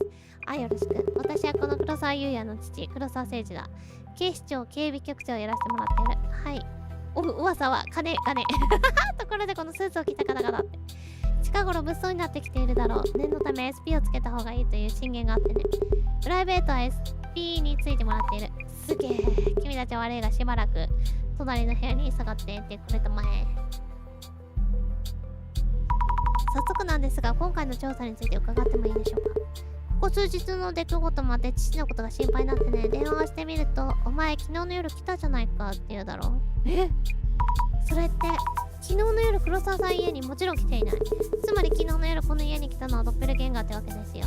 にわかには信じられん。そのドッペルゲンガーというのは何なんだ？ジムは別の団体か。ジャスミンさん来た。よかった。さすが察しがいいですね。現在調査はドッペルゲンガーとジマ双方の可能性を見て彼女が進めてくれていますね。はい、そうなんです。そこの君はどこかって。しかしそうか、なるほど。いや、偉い人だしね、ジャスミンさんも。そらどこかで会ったことあるよね。そういうことであれば警察にお願いしてたな。ちょっと考えがあって、警察に連絡するのは調査の後でも遅くないと思うんだ。いや、バレてたら困っちゃうわね。何か考えがあるとお前が言うなら仕方ない。取られちゃってるからね。はい。もともと電話を受けた時には実家を調べてくれ、気づかない間に侵入されているかもしれないってことだったけど、それからすぐ本当に侵入されちゃったわけだ。この家の中で何をしていたのか、何か盗んだものはないか調べていきます。行きましょう。アンチのこと気にしてるの大丈夫だって。どう思う？ジャスミンさん、今回の件どう思います？黒さんドッペルゲンガーには明らかジマーとして目的がある。本来物が盗まれたことが明らかなら警察には届け出て終わる案件。本当ならここから先は警察の仕事。それを黒沢は引き止めている。やっぱ何か隠してるって一体何隠してるんでしょう。警察署、そんな重要情報ありません。先日お話しした通りなら情報を盗むという目的を果たしてますし、しかし現れたので調べてもらわないと困ります。確かにね。昨日起きたこと。私はここで起きたことについては一切知らないですよ。ここで起きたことについては父に聞いて分かりました。サーバー室が狙われたでしょ。そこでドッペルゲンガーの狙いが警察署の極秘情報だと分かった。となると次に狙われるのは父かもしれない。それで心配になって電話した。やっぱりドッペルゲンガーが現れていた。なるほどね。ドッペルゲンガーがこの家に現れた目的って何だと思いますか？今まで通りだと何かを盗むためなのかなとも思うんですけど、この家に価値があるものなんてほとんどないですよ。あの絵だって高そうに見えて数万円ですよ。高そうじゃなくて高いのです。可能性があるのは金庫の中だけでしょうね。あの中には希少品が入っている。あなたの不思議な力で痕跡を見つけられませんか？わかりました。痕跡だね。はい。兵が入ってきてる。ほんとに黒沢さんそっくり。これは本人っぽいけど、骨影ってこれまでのドッペルゲンガーと比べると何だろう、何か違う気がする。やっぱ成り変わっちゃってんじゃない？眺める。黒沢さんそっくりの影、ドッペルゲンガーやっぱりこの家に来てたんだ。だって目白くないもん。この影絵を見て、ドッペルゲンガーが絵を。絵に秘密でもあるのかな。パスワード書いてあるのかな、金庫。黒沢さんそっくりの影、ドッペルゲンガー。今回特に何も感じないな。私の調子が悪いのかな。ドッペルゲンガー金庫を触ってる。中から何か取り出してる。多分ドッペルゲンガーはこの金庫の中から何かを抜き出してる。金庫開いてたりする？なんか持ってる。ドッペルゲンガーかな。何をしてる？棚の上のものを触ってる。はじめまして、福来あざみです。よよくわからんことは首を突っ込まない主義だが、今世間を探している自慢に関わるというやからは聞かされている。協力させてもらうよ。ありがとう。今回のこと改めて伺ってもいいですか？昨日の夜22時頃、息子が家に帰ってきて、その時私は書斎で書類整理をやってた途中だったこともあり、息子を出迎えてすぐ書斎に戻った。すぐ用事を済ますから待っててくれと伝えて、10分ほど部屋に戻ってくると息子がいなくなって、そんなすぐに怪しいと思いましたか？息子も会社の朝として忙しくしている身だからね。すると突然、最近自分と同じ顔の人間が家に行ってないかという電話をかかって、なるほどね。はいはい。気になることありませんでした？特に何もなかったな。家に入ってきた息子、いやドッペルゲンガーが立ち止まってそこに飾ってある絵を見てたので、昨日買ったんだと言ったくらいか。この家でなくなっているものってないですか？なくなるそのドッペルゲンガーは何かを盗むんですか？息子の話では息子の自室に現れたとしか。言っちゃダメなやつが。バレたら怒られちゃうもんな。怒られちゃうもん。顔見ましたか？ええ。特に変わったところとか何も感じなかった。自分の息子ですからね。間違うことないはずなんだ。息子さんについて少し聞かせてもらってもいいですか？過保護だ、親バカだと言われたこともありましたが、妻と早くに離婚したこともあって母親の愛情を知らず育ってきた子です。なんとか系配信とか名乗って世間様に迷惑かけてるのをインターネットに流したこともあったみたいですが、そういう経験を生かして今インターネット関連の会社を経営するまでになりました。はあ、いや親であれば当然のことだ。お仕事について少し聞かせてもらえますか？職務上あまり詳しいことや具体的なことは言えないんだが、日本国内の警備警護の分野を総括してると言ってもらえれば、思ってもらえればいいかと。今騒がれているオカルト系テロリストの対策なんかも、もちろんテロを含めたあらゆるなんとかから公共の利益を守るための組織。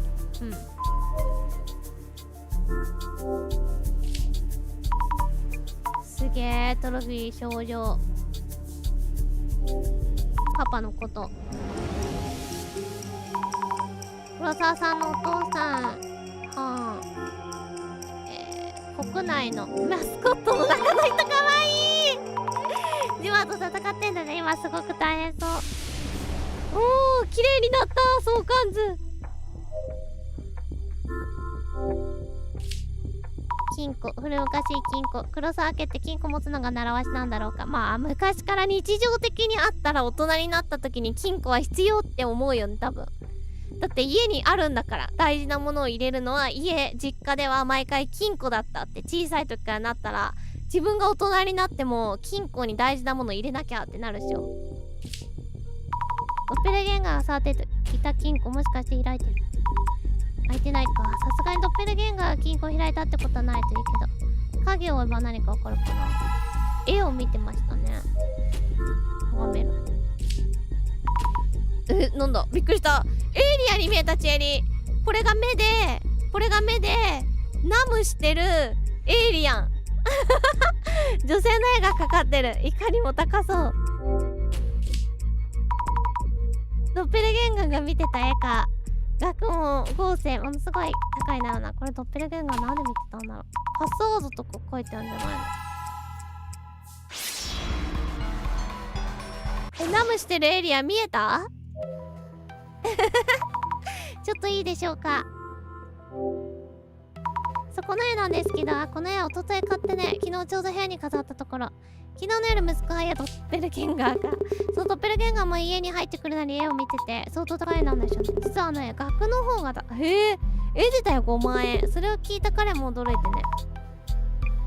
5万円って高くないの？絵から、絵画ってやばいからな。絵画ってマジで、もう、奥とかの世界だから、芸術品はすんげえ高いから、それで言うとこんな偉い人の家に5万円の家は、安いと言えてもあれだと思うね。あの時息子だと思って本当値段を話してしまったが、赤の他人なら見栄を張ってもよかったな。はい、これは冗談なんだろう。絵ってマジでバカ高いかな。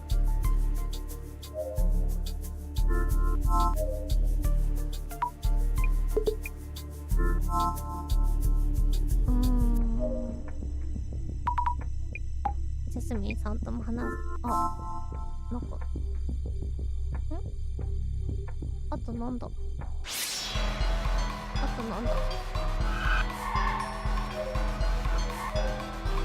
一回金庫見ればなんのかな。あ、トロフィーを逆さにしてる。はあ、どのトロフィーだろう。真ん中っぽい。影はこのトロフィーの底の部分を裏返して見てた。トロフィーの底は小さいからパスワードだ。9630。やっぱ金庫の番号だ。おじいちゃんなんか忘れちゃうのかな。開けていいんすか、勝手に。勝手にいいんすか、開けても。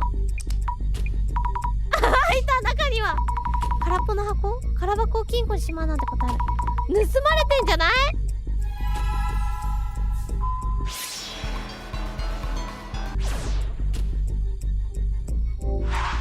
やばい。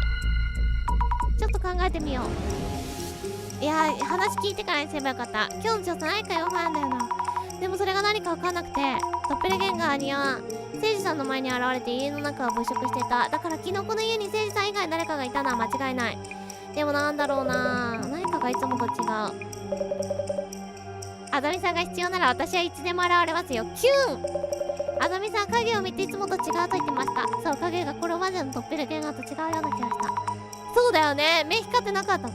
その後の行動もなんかちょっと引っかかる。これまでのドッペルゲンガーとどう違うんだろう。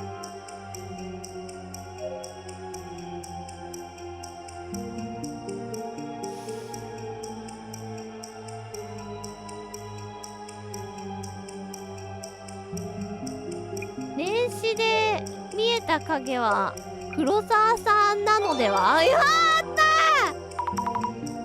見えた影は黒沢さんなのでは。思い返してみると聖司さんはドッペルゲンガーに絵のことを説明した。はいはい。しかもそれは昨日久しぶりに描いたはずの黒沢さんがなんでその絵のことをしてるの。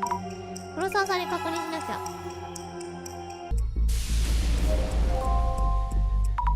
ちょっといいですか。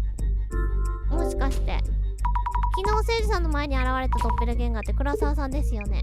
バレちゃったか。意外と正直。どういうことですか。いや違うんだ、誤解しないでくれ。これは君の能力を素晴らしさを世の困っている人と共有するためついやってしまった。どういうこと。共有って何するつもりですか。写真とかを撮ってアップしようかなって。もちろん使用に関しては許可を得るつもりだったよ。君のその力は多くの人を救うよ。尊敬してる。気を悪くしてくれ。なんだろうこの違和感。こんなこと言う人だったかな。写真勝手に撮らないでくださいね。調査を続けます。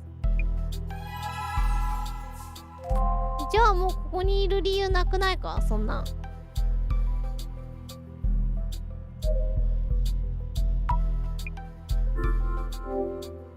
庫の中、すいません、金庫の中なんですけど、そこの金庫か。どうも金庫の中のものは盗まれたみたいで。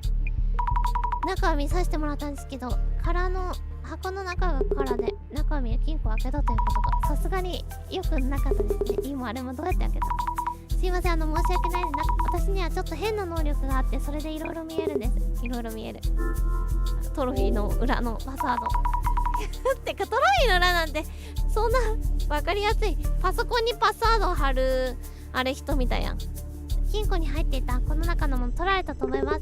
少々理解追いつかないが、ひとまず確認させてもらおう。言ってる通りない。盗まれたようだ。だってそれ黒沢さんじゃないの。箱の中には何が詳細には言えない。警視庁内部情報システム。黒沢さんの会社のサーバーに入ってるシステムですよね。あ、聞いたって言っていいの。大丈夫。何、そこまで知ってるのか。ならば説明するが。大丈夫。君の言う通りそこにアクセスするためにパスワードデバイスがこれやばい。存在自体上層部の人間しか知らないはずのものだ。家族にも詳細を話していない。家族にそれが盗まれてしまった。報告に上がっていた要人警護の情報が SNS に投稿されていた件、あれはデマではなかったということか。どうしよう。まずいなぁ。まずいよ。ジャスミンさん助けて。ちょっといいですか。盗まれました。警察庁情報システムに入るためのやつ盗まれました。サーバイスがデータを盗もうとしてくる盗めず、アクセスしようとしてもパスワードデバイスがないからアクセスできない。だからこそ、ここにそのパスワードデバイスを盗みに、あれ。大変です。どうしましょう。黒沢のお父様にさ、最近いつデバイスを使ったか聞いてくれる？私はちょっと電話しないといけないからよろしく頼むわ。はい。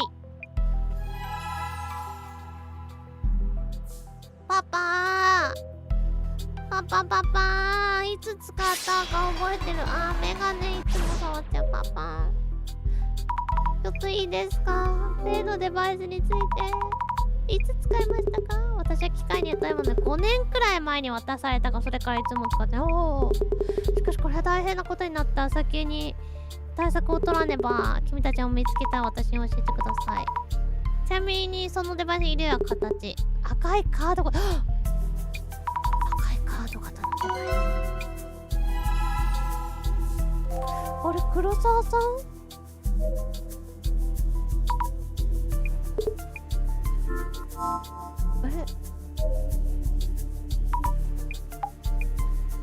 デバイスなんですけど、一度も使ったことがないそうです。そんなはずないでしょう。黒沢局長のデバイスは何年も前から断続的に使われている記録が。おお、何年も前から？じゃあドッペルゲンガー何年も前からいて、その中では盗まれたの昨日ですもんね。それだけじゃなかった。それだけじゃなかったです。何々落ち着け。ジャスミンさん、昨日ドッペルゲンガーを盗んだものなんですけど、赤いカード型のデバイスなんですよ。黒沢がドッペルゲンガーから盗まれた社長室にあったデバイス。わけわかんなくなった。ドッペルゲンガーなんて実はいないんじゃない？やばい。つい出てきたらすぐ押しちゃうな。盗まれたものは分かったけど分かんなくなる。金庫の中にあったそのパスワードデバイス。セイさんはいつも使ったことがない。ジャスミンさん何年前からちょこちょこ使われてるって言ってた。ジャスミンの情報網はどうなっているのでしょうね。どこに電話をつないでいたのやだ。このパスワードデバイスって社長室から盗まれてなかった？そうだよね。金庫の中に黒沢さんが金庫から盗んでいたのかも。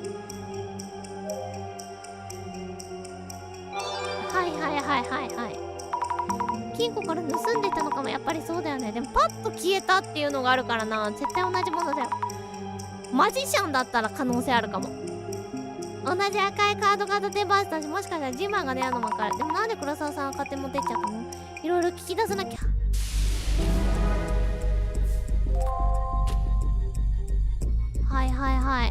どういうことなんだゆうや。他に盗まれたはずのパスワードデバイスがなぜお前の会社から盗み出されているんだ？お前がここから抜き取ったのか？怒られた。父さんの仕事への興味でつい1週間前にここから持ち出して社長室にしまっておいたんだ。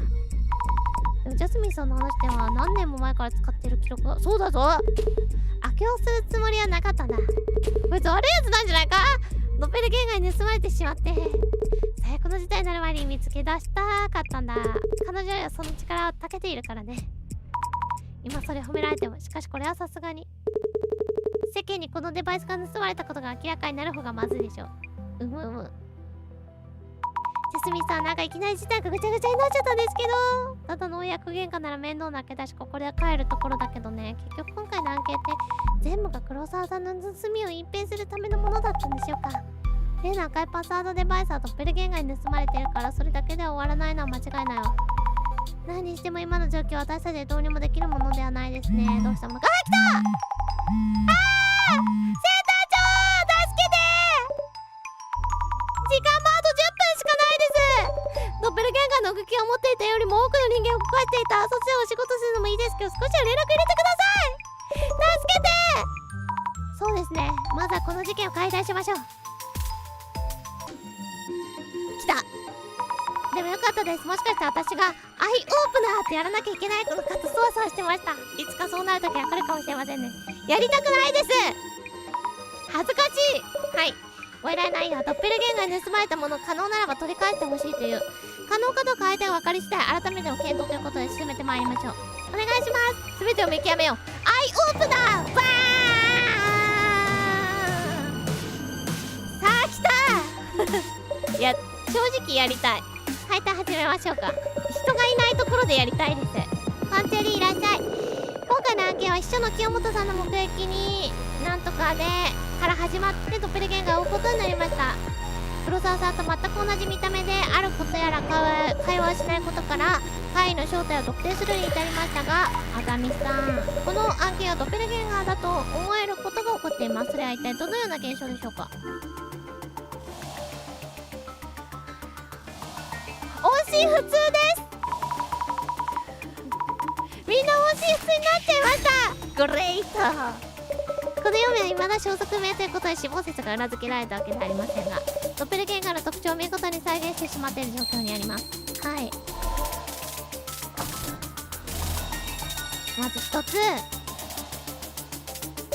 物探しという依頼内容がここまで複雑なことになったのか。それはこの案件はドッペルゲンガーの仕業だと思わせる一番の要因になります。では、アトミさん。はい。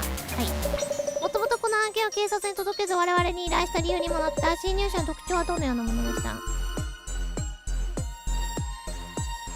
人になりすます。遭遇した人たち全員それを黒沢さんだと思っているはずです。エクセレント。ここに関しては明らかに怪異的なものです。はい。よしよしよしよしよしよし、いいぞいいぞいいぞいいぞいい調子だ。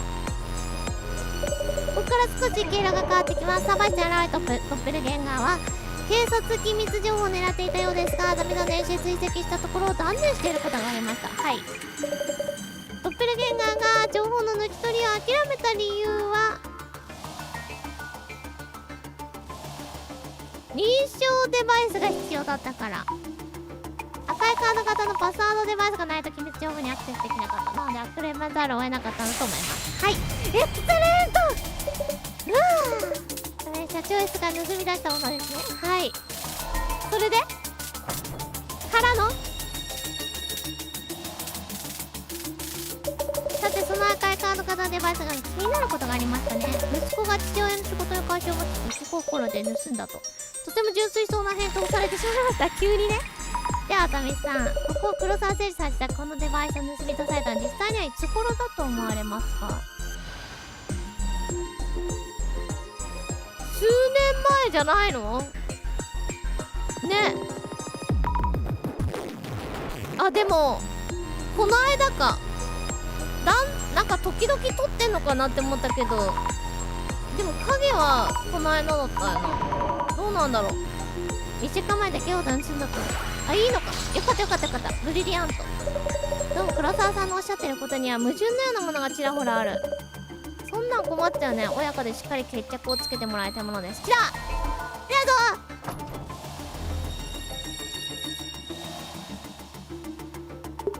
だ。いや、このことは穏便に済ますことはできないの。この後しっかりと話を聞かせてもらおう。これが最後の問いです。黒沢誠司さん、自宅にある赤いカード型デバイスを盗んだのは息子の黒沢さんでした。そのゆうやさんは会社や自宅に侵入したのはドッペルゲンガーでありジマーであるとも言える。はい。ではザミさん、はい。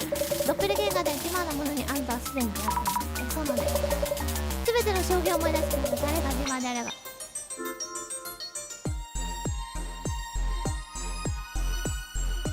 物足りではない。はい。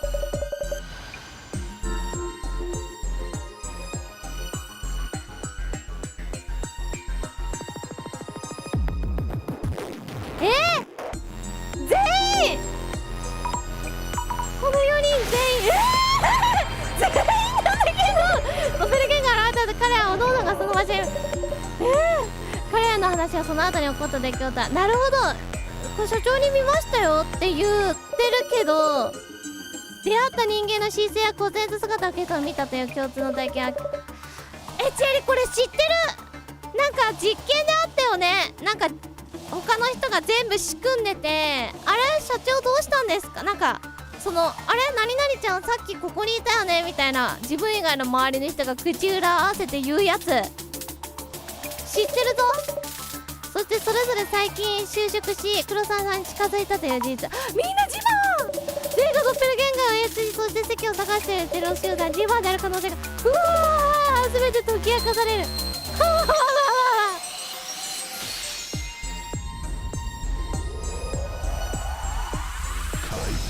解体。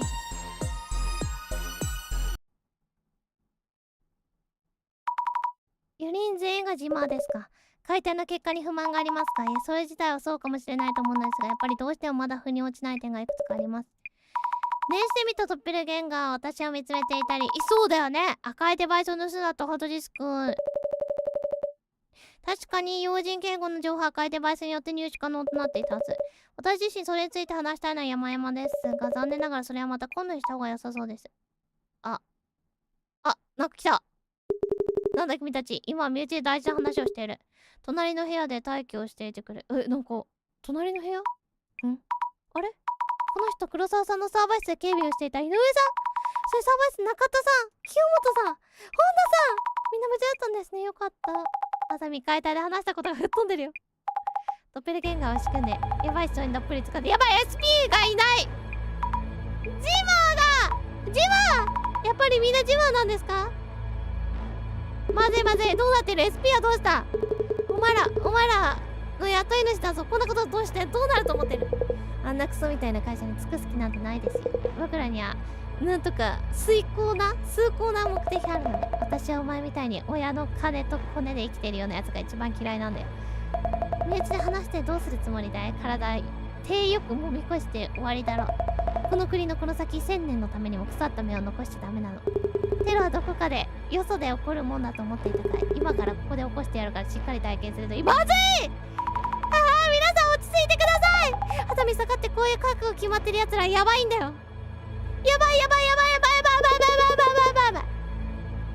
上級国民をかばう必要ないならいい加減目を覚まして、あの人の計画でな。間近に迫った崩壊と審判によってグレードリセットされるんだ。あの人まさか鮫島の管理人か。この世の中には先導者がいるの。それを見通し弱き者を導いてくれる存在。世の中の価値は歪んでしまってそこに気づける弱き者では、弱き者だけは力が足りない。あの人は私たちを導いて大きな力としてくれるのよ。やばい。私たちが世の中変えなきゃいけないって思うでしょ。おい、これどうすんだよ。お前らなんとかしろ。あと5分で終わんのかこれ。答えろ。お前たちの先導者は鮫島の管理人なのか。お願いだからもうこんなことやめてください。誰も傷つけないでください。その親子をかばうならあんたらはあっち側ってことね。我々ここで役目を利用を果たす。崩壊と審判を成就させるためにグレートリセット。センター長、そんなことかい。お前ら答えろ。ジャスミンさんも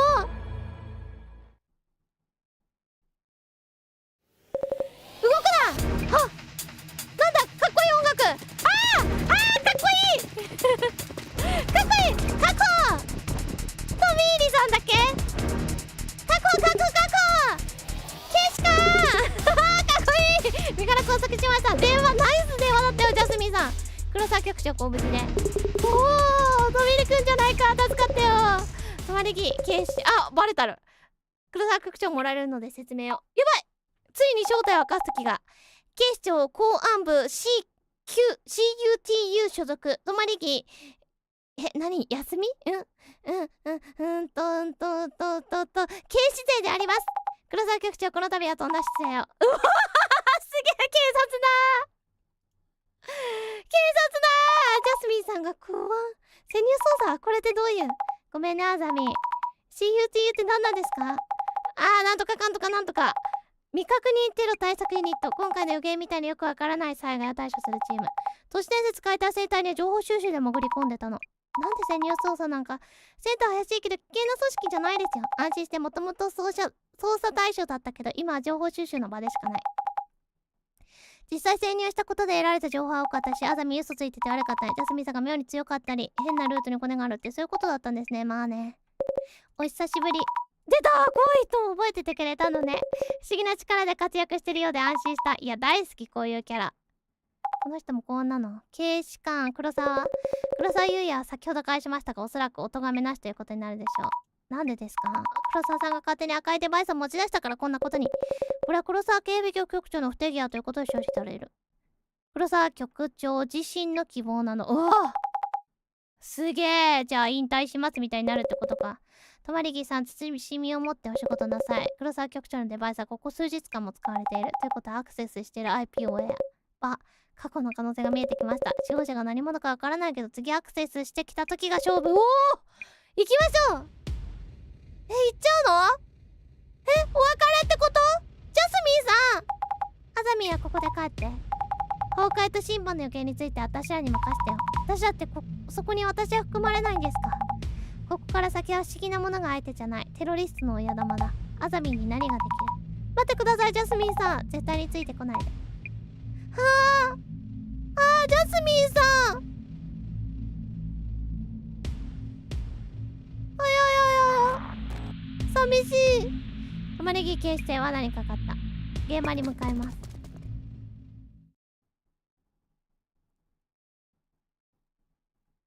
センター長さん、ご苦労様でした。ジャスミンには裏切られましたね。そんな風に言わないでください。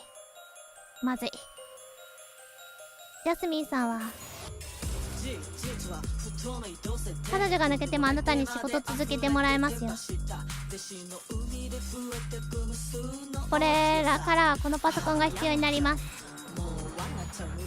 ジャスミンさん、かっこいいエンディング。まあここまでは予定通りかな。あ、黒沢。あの女使わせてもらうとしよう。まずい。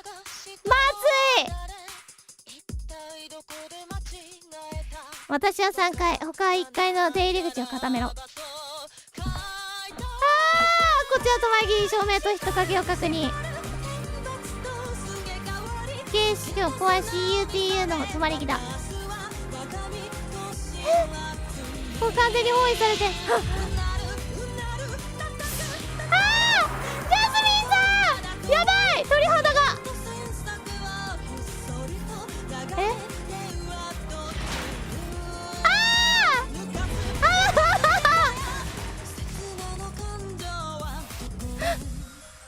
そうだったのか。顔見たんじゃない？ 0 枚目。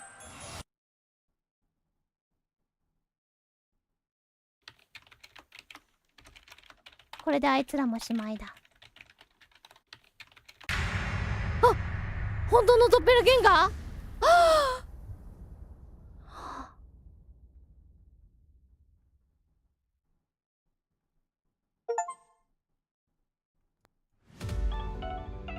というわけで本日はここまでとなります。いやー、もう終